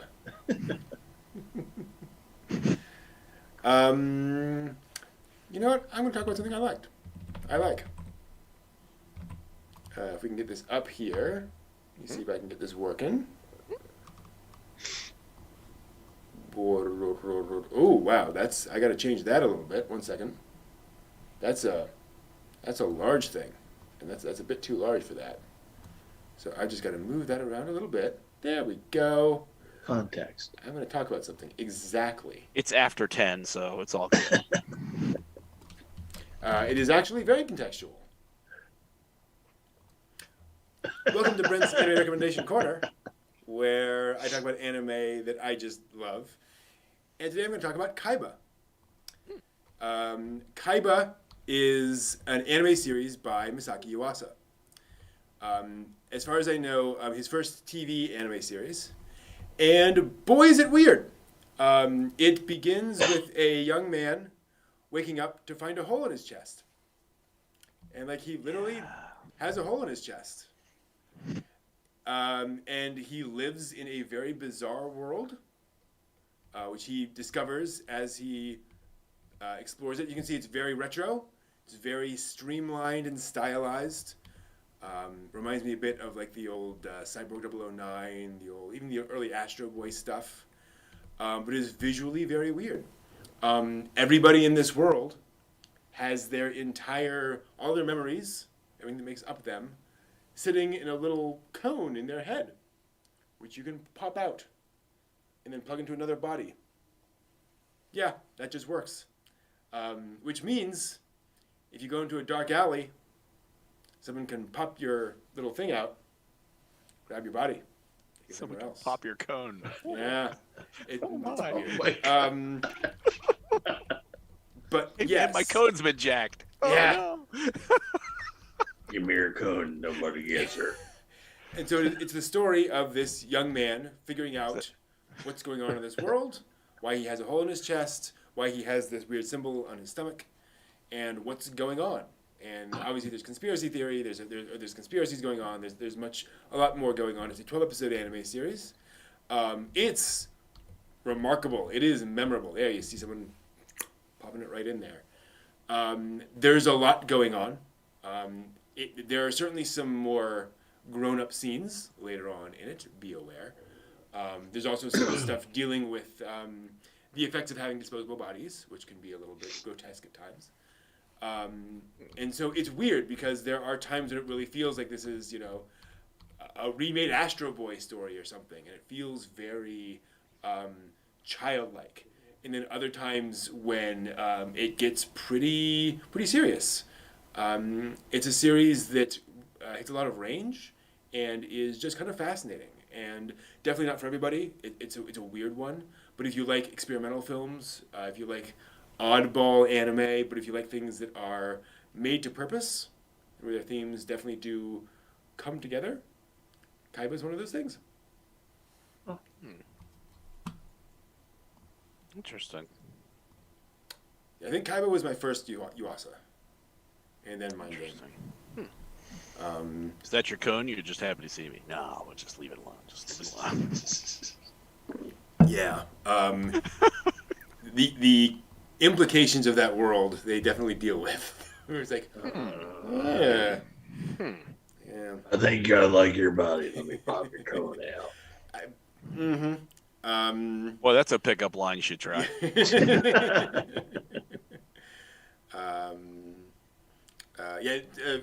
literally just a hole in his body. There's no guts. There appear to be no guts in anybody.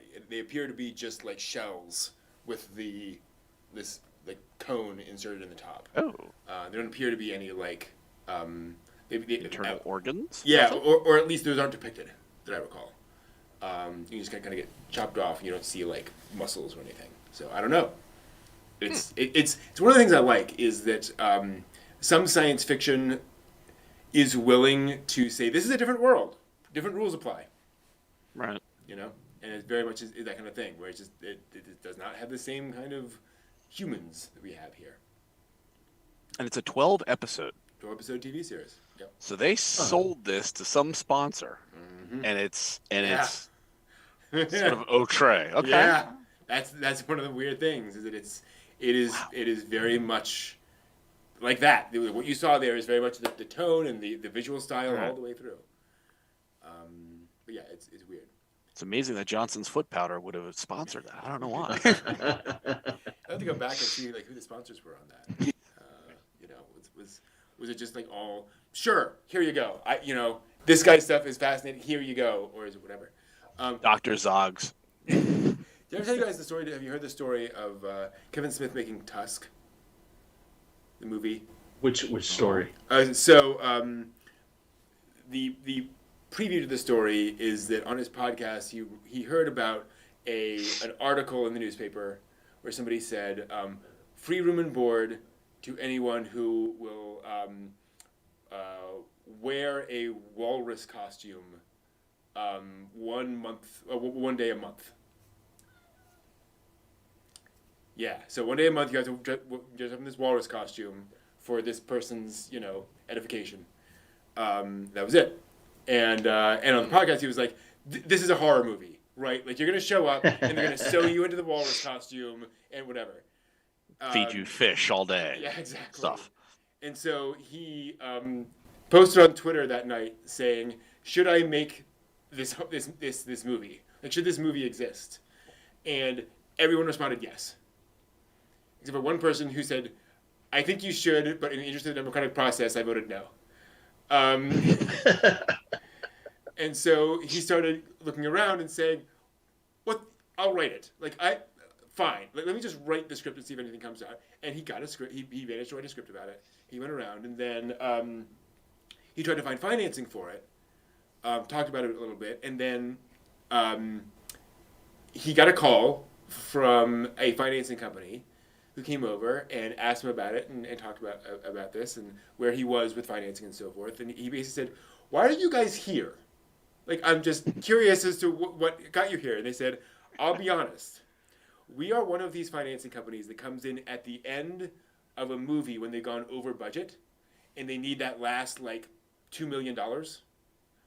And we give them that $2 million in return for a disproportionate amount of the rights compared to the other people, so we get that money back, right? So we kind of rescue these movies, we get them over the edge, and then we make our money back because we're getting extra than the other groups would.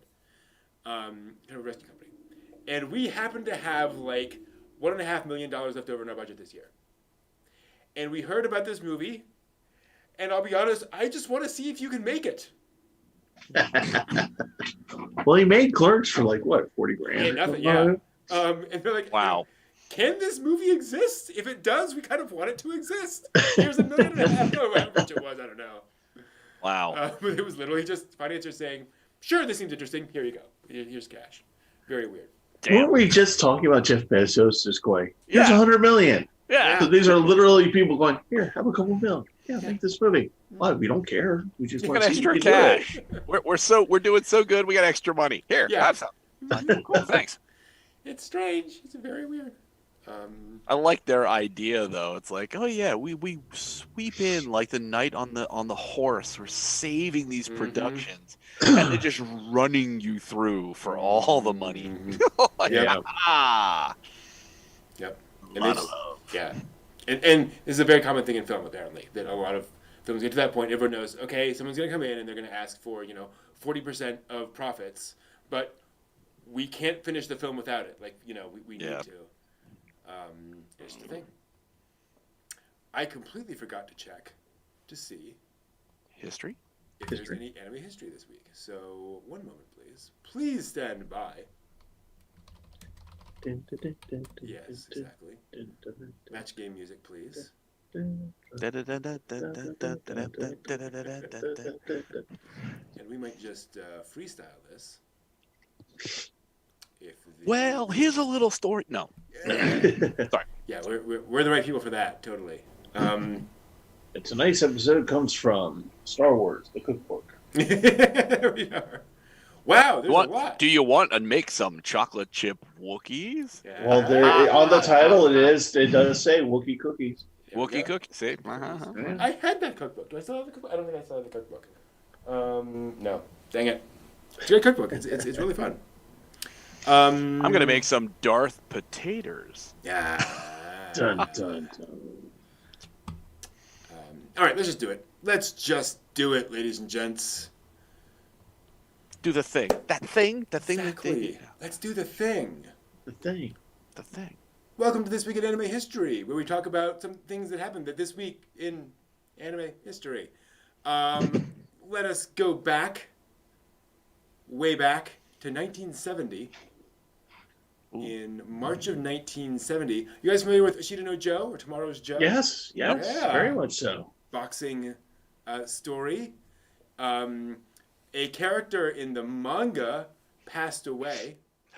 Oh, this. That's right. Yeah, yeah. And yeah, so, yeah. as a result, 700 people participated in a mock funeral on the streets of Japan, presided over by a Buddhist priest, to commemorate the passing of a character in manga. In case you ever wondered if anime and manga were ever super popular in Japan, yes, they were. That was absolutely a thing that happened. Otakus of the 70s. Go kids go. Yeah, exactly. It mattered to them, right? Zooming forward, 1985. You may have heard of this little thing called Gundam. I believe slightly. I'm sorry. Yeah. I'm sorry. What was that? Gundam. It's a magical girl series with 5 characters. Anyway. Okay.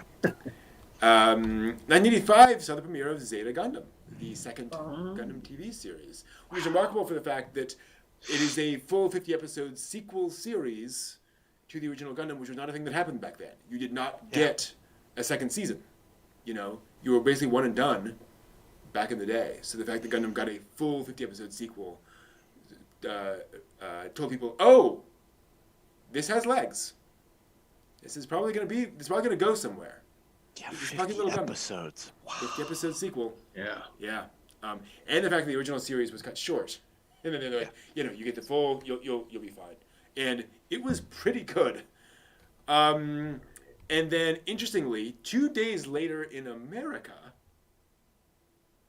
a little series called Robotech would premiere on television. Yeah. There it is. Robotech, right there. Which would change the face of American anime fandom. Until that point, there were certainly anime fans in America, but they were kind of scattered. There was a little bit of convention action going on, but very, very small. Yeah. And Robotech just it basically created American anime fandom as a force. And so, tip of the hat Is unite. to Robotech, exactly. Tip of the hat to Robotech. And then jumping forward another 15 years and 2 days to the year 2000, when on Cartoon Network, near Toonami Block, they premiered a little show called New Mobile Report Gundam Wing. Yep. The first Gundam to air in America, which I remember them pointing out that this was this was the hot new Gundam. over in Japan. In Japan, and we were finally getting this Gundam, which was completely wrong. I mean, technically true in the sense that it was one of the big new Gundam series. And it was probably the most popular one of recent years, but there have been a lot of Gundams since Gundam Wing. But okay, but yeah, that was a thing. And as I think we all know, Gundam Wing was Pretty Boys with Gundams. Yeah, Pretty Boys with Gundams, exactly. And folks kind of like that show. Just a little bit. A little bit. They were entertained slightly. Entertained slightly, yes. That is this week in anime history. See you next week. Robotech. I still find it funny that Star Blazers, Space Battleship Yamato, never generated any kind of anything. Yeah. You know, it did. I mean, it certainly was there, right? It was nothing like Robotech, though. That was the amazing part. No. I mean, Like Gigantor came over, Astro Boy came over. You know, we had a variety of stuff, but you're absolutely right. Robotech was the one. Yeah, because in my youth, watching Star Blazers, Right. People weren't talking about it in the same kind of way that when Robotech went on the air, people were talking about it like other. This sounds terrible. Like other normal shows. Well, I think part. You know what I mean? It's like the Dukes of Hazzard conversation that you could have on the school ground. You would have people who are like, "Yeah, I watched Dukes of Hazzard, and did you see like the Robotech episode? Yeah, and then I watched Love Book. You know, those kind of things where it's just like fell into conversations. Yeah. Well, I think what it was that Star Blazers. Wait a minute, what year was this again? Some of us weren't 8.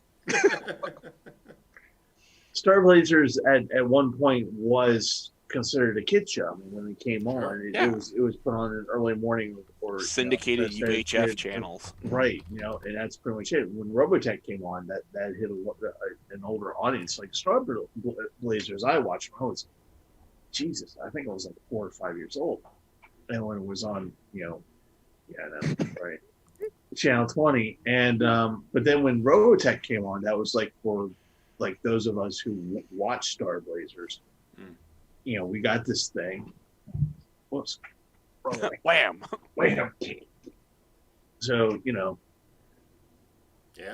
Yeah. So we get the so we'd seen Star Blazers, and we knew that there was something out there, and something cool, and then Robotech came up, and that just kind of sated everybody. But I think it's just because Star Blazers was just considered a kids show, like Kimbo the Moy Lion, or stuff like that. I don't think that's why it never generated any buzz. Well, and according to Wikipedia, which is never wrong, the Westchester Corporation was the one that identified to bring over Star Blazers, and they specifically noted it in 1974 as a potential kids property. That was their label, basically. This is a kids property. We're going to kind of approach it that way. Which is not a kid show. Well, that's the thing. Does it look like a kid show? Yeah, exactly. Well, but and in fairness, there weren't a lot of action, the F1 explosion, shows like cartoons for adults on American television at the time. Right. Right. You just couldn't do it. But by 1985, right, you had G.I. Joe, Voltron, all the other ones over there. It's like, okay, this is normal. We know what this is now, if you will. Yeah, I was gonna say, because you had the most sort of action-y, explosion-y you had typically was like Bugs Bunny and Elmer Fudd, the shotgun trick. Yep. You didn't really have too much that was G.I. Joe-ish in the early 80s. Yeah. Well, 70s, that is. Well, I was going to say, 70s even less. Yeah, Thunder the Barbarian. Yeah. But even that wasn't... Johnny Quest, you had people shooting at people, but you didn't have big cinematic battle kind of stuff. You had the frogmen on the Sargasso Sea firing the laser, blow up the Quest boat, and then you have to do fighting stuff. But it's like there's very little murdery kind of death kind of stuff. Yeah. Well, I can't think Johnny Quest did anybody particularly die? Like you see somebody henchmen. The henchman gets hit with a spear gun and he falls overboard. Mm-hmm. and then you never see the henchman again. That's it. Right. Yeah. So it's The sort of implied, inference but is not, there, yeah. but Mhm. there's not like and blood squirting out and people's heads coming off. Vin makes an interesting point that Heavy Metal, the film, came out in '81. Yeah. Ooh, So that would certainly boy. count. Although Heavy Metal was kind of everyone knew that was a. Well, there was big was it Fire and Yeah. Ice? There was Fire and Ice, Heavy Metal. True, Fire and There Ice, was, absolutely. there was Wizards may have been around that Wizards? time. Ralph Wizards. Bakshi. Okay, Yeah. yeah. Oh, gotcha. Um, Oh yeah, because Fritz the Cat was like. but Fritz the Yeah. Cat was X-rated, yeah, and what was it? Yeah, Wizards of this 77. one. What was the one that had Deborah Harry and they were all like kind of like anthropomorphic? David Bowie was in it. Deborah Harry, the guys from Cheap Trick. God, what was the name Good of that? night. Yeah. God, what was the name of that? Wow, that's like a heroin fevered dream, isn't it? Yeah, exactly. This is not being very helpful. Don't know. God, this is gonna bother me. Rock and roll, man. That's the thing, is that there was this sort of growing library of animation for adults in like the late Yeah. 70s, early 80s, but not like TV animation. Yeah, like movie, because you couldn't get, if you were under 18, you couldn't get a copy of Heavy Metal. No, No. That was- No. just couldn't do it. much less Fritz. Yeah. Yeah, Fritz the Cat. It took quite a number of years before I could find a copy of Yeah. Yeah. That's that- obscure. Yeah, I mean that Oh, was, yeah. I'd say, probably within the last 10 years was the only time I've actually been able to watch the entirety of Fritz the Cat. Really? Like, Yeah. I mean, Yeah. it took that long because Mhm. wherever it made the transition to VHS, it was not anywhere I could find to rent. Yeah. Yeah, that's true. And then if it made a conversion to DVD, I lost track of it somewhere in the intervening time. So it was finally streaming that I finally got to see it. I had heard of Rock and Roll. That's it. Rock and roll. Rock and Roll. There Rock it and is. Yeah, that's it. Rock Um, and roll. It is. Wow. It is. It's Blondie, Lou Reed, Iggy Reed, Pop, Iggy and Pop. Earth, Wind and Fire. yeah. It's a mess of. It's a glorious mess of music and Wow. Yeah. takes place in kind of like the near future, but they're all anthropomorphic. And David Bowie plays this like evil, like kind of like Space Emperor. no, close though. Music CEO, and so he's looking for the next big thing. The band Cheap Trick plays the good guys that are, and the lead singer does the voice of the hero. Is supposed to be the boyfriend of the Deborah Harry character, Okay. who has an amazing voice because it's Deborah Harry, Mhm. and Bowie kidnaps her, and so all things ensue. But yeah, Earth Wind. Wow. There's a great club scene where Earth Wind and Fire, and one of their songs is playing, and it's just this crazy scene of just all these like, you would almost think it was Fritz the Cat if it wasn't. That was Don Bluth, wasn't it? It's Nirvana, Canadian Nirvana. Oh, that's right. Yeah, So the reason I burst out laughing, on a budget of $8 million, yeah. it made For all those musical acts, $10,000. 30. for Lou Reed. $30,379. Yeah, I Yeah. laughed. Yeah, It's but just I mean- so terrible. But I mean, I given mean, the Lou time Reed. period. Lou But you're Reed was doing paid in heroin, so Yeah, sure. That's Yeah. gonna say there's on the Lou Reed's track record. You don't really have a lot of non-heroin moments. right. Debbie Harry and all these other people. I wouldn't doubt that they would be all completely out of their minds trying to get that done. Like, wow. The film was produced without a well-defined script. Right. You The think? crew would develop and work on sequences, leaving holes for more layers to the story to be added later. It's a mess, and you Mhm. really watch it. You really only watch it for the music. Yeah. Wow, I have to see this now. And the Deborah Harry character is, in an anthropomorphic sense, very attractive. Okay. Yeah. Fair enough. It's the Bugs Bunny question. Well, Debbie Harry was a very nice looking girl back in the day. And the complete inspiration for garbage. For garbage? The band. Okay. I was like, I believe Steve Garbage existed before that. What? American Film Magazine described it as, quote, a nominee for the Instant Midnight Movie Award. End quote. Okay, I can see that. You know, just the kind of the Rocky Horror kind of thing, where you just weird oddball film. Gotcha. Awesome. And the best part is that you can find this anywhere. Like it's on Tubi, it's on YouTube, it's everywhere. This seems like a cheap license. Sure, anything. Give us anything. Anything that pushes the take higher still than paying for $30,000. Yeah. We're still paying off Lou Reed. Yeah. Wow. He might have been dead for so long. But... You're not joking. It's on Amazon. It's on Xfinity streaming. Whew. Wow. Yeah. Apparently it's on Vimeo. I'm sure that's completely legal. I don't think anybody cares. Legal. I think for this one, I don't think anybody cares. They're just like, oh, okay, Philip, there you go. Yeah, exactly. Only illegal if you get caught. Right. Is Nelvana still around? I wonder. Didn't he go? Yeah, they are, apparently. Yeah. 700 employees still. Wow. According to this, they are mostly quite sad. Aw. It looks like quite the opposite. They've been chugging along because they made they animated Tintin, Babar, Berenstain Bears. Oh yeah. Magic School Bus, Pippi Really? Longstocking, Redwall, Rupert. Big red dog. Beetlejuice, and a bunch of others that I am not familiar with. Yeah, the Beetlejuice was actually pretty good. That was. That was a great show. Wow. They've also produced live-action versions of Nancy Drew and the Hardy Boys, which is kind of interesting. There was a Hardy Boys show back in the 70s. Yeah, there've been I mean, I'm sure that I'll bet. I'm now Googling it. I'm betting there's been a Hardy Boys live-action series every 5 years for the past 4 decades that we've never heard of that just come up and disappear.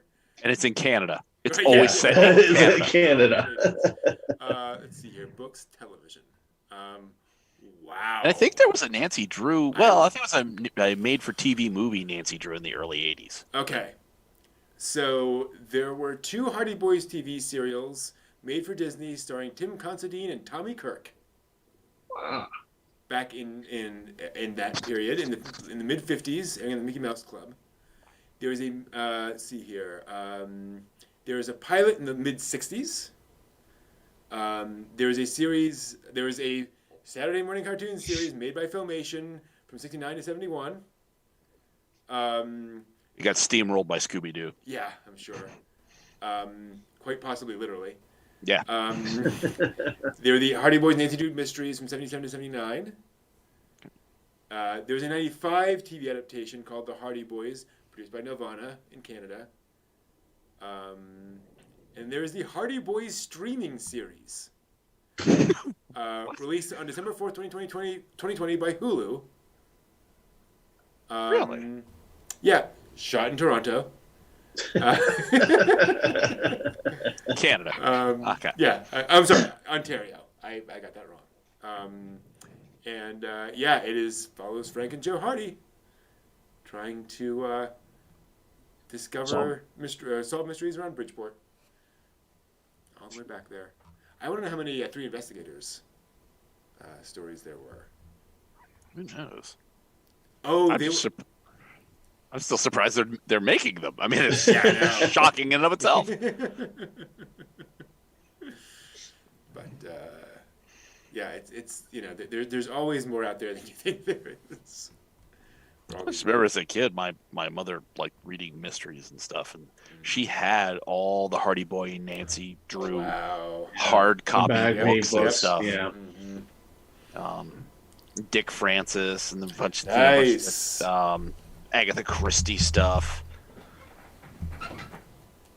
Brent has a Dick Francis book. What? I never read any of them, but I know all of these. You know, the names are always like sort of around, kicking around. Mm-hmm. I must have. Miss had one Dick Marple, Francis Hercule novel. Poirot. Hercule Poirot, of course, yes. Yeah. Miss Marple. Miss Marple. Mm-hmm. Good times. Encyclopedia Brown. Encyclopedia Brown, yes. There you go. See, the three investigators were one of my big ones because they were Franklin W. Dixon, I think, the pen name of whatever dozens of authors wrote those stories, but very Hardy Boys-esque, three friends who go out and solve mysteries. Alfred Hitchcock Adventures, as I recall. So he slapped his name on that property for some reason. Money, absolutely. Some reason, money. Yeah, Just money. Mm-hmm. Yeah, there were a lot of those, which is fun. Three friends who investigate things. It's called Higurashi the Comedy. Oh God, no. Rubber knife. Yeah. Oh my goodness, what's going on here? I would love to see that. None of the death, but all of the psychological trauma. Yeah. Oh, that's what makes it funny.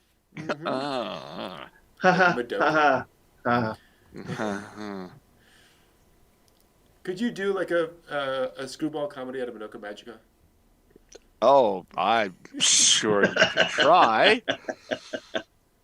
I'm not. Yeah. I mean, just make the witches, like when mommy's getting her head bit off, just make the witch like a giant sponge animal. Yeah, exactly. So that she's like fighting seriously and things like and that, you have everybody else going, oh, she's just being mildly sponged. Oh, but it's horrible because it smells like the old sponge on the dish drain. It's terrible. It's moldy. My dress is terrible. It's all messed up. Oh, okay. Well, at the time. Are we done? Let's see here. Speaking of, I have a question. What did we learn on the show tonight, Brent? Nice. That was a good one. Yeah. We need to have a little pitch meter so that we can. Okay. And a 1 and a 2. I don't want it to be good. I don't understand. This show's never been particularly good. It has to be natural, damn it. Natural, right. Put your heart and soul into it. No, I learned tonight about Rock and Rule is what I learned about. A movie that I might be going to Pirate Bay for here. Amazon streaming tonight and finding. It's all on Pirate Bay somewhere. Let's see here. I also learned that the American movie market is picking up again. We can go see Violet Evergarden in like 3 weeks. Yay! I am totally probably going to do that. I'm really excited about that. I learned there's a lot of new anime coming, Yes. Which is exciting. And it is about time to start hearing some of those announcements, but very cool. Yeah, I think that's about all I learned. How about you guys? I think I learned that we're slowly making progress as far as pandemic goes. So we're getting things are starting to sort of deglaciate and crawl forward a little bit better. Cautiously optimistic that we're going to have some normalcy by the time we hit end of summer. Mm-hmm. But cautiously optimistic. Mm-hmm. And we'll see. I've learned that, life, it does keep going on. It will find a way around. So we will move on. Mm-hmm. I have learned that Mind Games is a new to me anime that I'm gonna have to reconfigure my top 10 list because it's got to go up in there somewhere. Wow. So it's really nice to have something new pop in. And I also learned that I'm excited about a live action interpretation of an anime that's going to include Buckets O' Blood, the Hellsing, and I'm ridiculous. I don't know how that passed by me. Tonight's the first I heard of it. my heart leapt with joy at the thought of seeing death and dismemberment and Police Girl in live action form. Mhm. I also learned that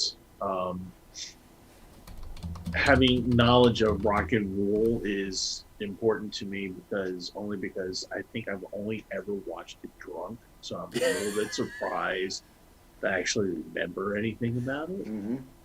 And That might have been the best way to watch it. well, Yeah. I was gonna say, get a 40 malt liquor, but malt liquor tastes like anger. I don't think anybody really wants that. Tastes like I hate my liver. Tastes like I hate myself. It's the emo drink, is it? It's the drink of seething rage. TM. Wow. Colt 45's rushing out right now. Oh, crap. Wait, Mark. Oh God, I wish this wasn't personal experience I'm speaking to. You're laughing at my personal tragedy. Sorry, Steve. Yeah. We love you. You are important to us. Mm-hmm. Yeah. And lastly, I learned that, as you pointed out, things are moving in the right direction, and someday we will get to all the things that we want to get. But it's important to enjoy what we will get in the time being. So let's get out there and watch a movie, or hang out together and watch anime, or get drunk and watch rock and roll. Yeah. And next week we'll get to find out how well the Evangelion movie did in theaters. Yes, we will. Yes, we Which will. will be very interesting. I'm suspecting Gintama might get upset Just a little bit. a little bit. But we'll see what new awkwardness Shinji goes through. Yes, exactly. Well, that's the interesting thing. I need to watch 3.0 because his awkwardness is mostly gone in 2.0. I mean, he's still a 14-year-old, but he's just kind of more settled. He's still damaged, but just damaged in a slightly less annoying way. Yeah, exactly. Yeah, that's a great way of putting it. Actually, he's damaged in a non-annoying way. Where he's like still dealing with his stuff, but he's gotten in the damn robot. Yeah. And also next week we'll be talking about Dead Leaves. So if you weren't okay. tired of weirdness, you'll be getting much more weirdness next time.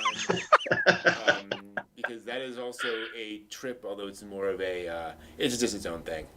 So we're gonna find that out.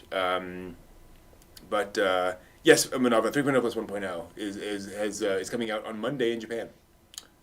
So Will it derail the Mugen train? it'll do well. I predict it will do well. We will find out. I think you call it Evangelion. I think that's the correct pronounced. Evangelion. Hellion. Yes. Evangelion.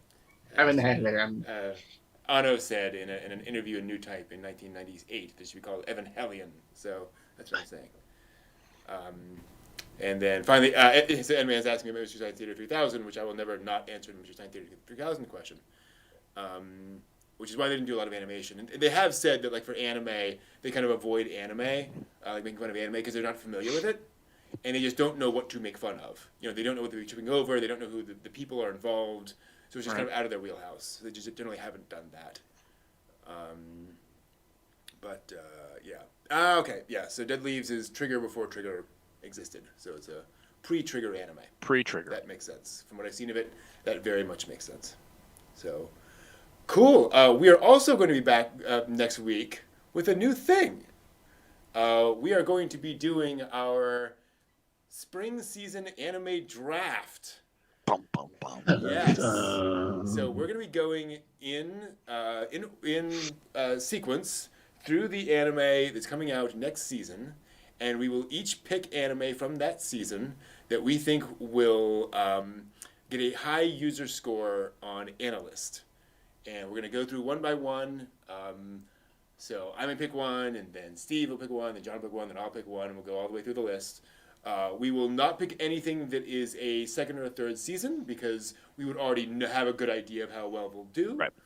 And we'll probably skip anything that, again, is kind of aimed at like a really young audience, where it's just no one's ever going to rank that well. We blew Molcars off the list? Damn it, man. We'll also figure out what to do if it's like if it's not divisible by 3. So if there are like 2 left over, do we just skip those, or I don't know what we'll do there. Well, I mean, also too, if you or Steve have read the manga, since I don't True. typically read a lot of manga, Yeah. I will have absolute new season. I will have nothing to True. fix an opinion on. So that might be a key factor you might want to think of too. It's like, It's true. you guys have read the manga, Yeah. you've got an up on me. I can't tell. Well, see, John, you have a week now. To read everything. This is like National Lampoon's Vacation, European Vacation thing. It's the Louvre. We have 10 minutes and 10,000 paintings. Go. No. Totally. But yeah, we will see that. And yes, we'll have a watch party again this time around for the new season. So when the new season drops, we'll spend a Saturday watching everything and then talking about it. That will probably be after OnCon. Our anime convention, which will be in 2 weeks. Can you believe it? Is that right? 2 weeks? Yeah, 2 that weeks. sounds right. Wow. We'll have panels. We will have giveaways. We will have some videos about Japan. Show all throughout the weekend. It'll be a lot of fun. And cookies. And for the draft, And cookies. if there whoever wins the draft has to buy fugu. Ooh, there's an interesting idea. I don't know. We'll have to discuss it. Let's buy something that could potentially kill us. Cool. I like the idea of there being some kind of stakes, or there being some kind of win-lose thing. I really like that. So let's think about that. I don't have all the MST3K DVDs, but I have a good chunk. I have a solid collection. Wow. Plus the ones I may have downloaded from various locations. But, that's a thing. Not all of MST3K is on DVD. A lot of it has just not been licensed yet. So I've had that. But anyway, I think that'll do it for us for this week. Thank you all so much for being here. As always, it's been great, a lot of fun. And we will see you all next week for all that and more fun. Until next time, watch more anime. Johnny, sayonara.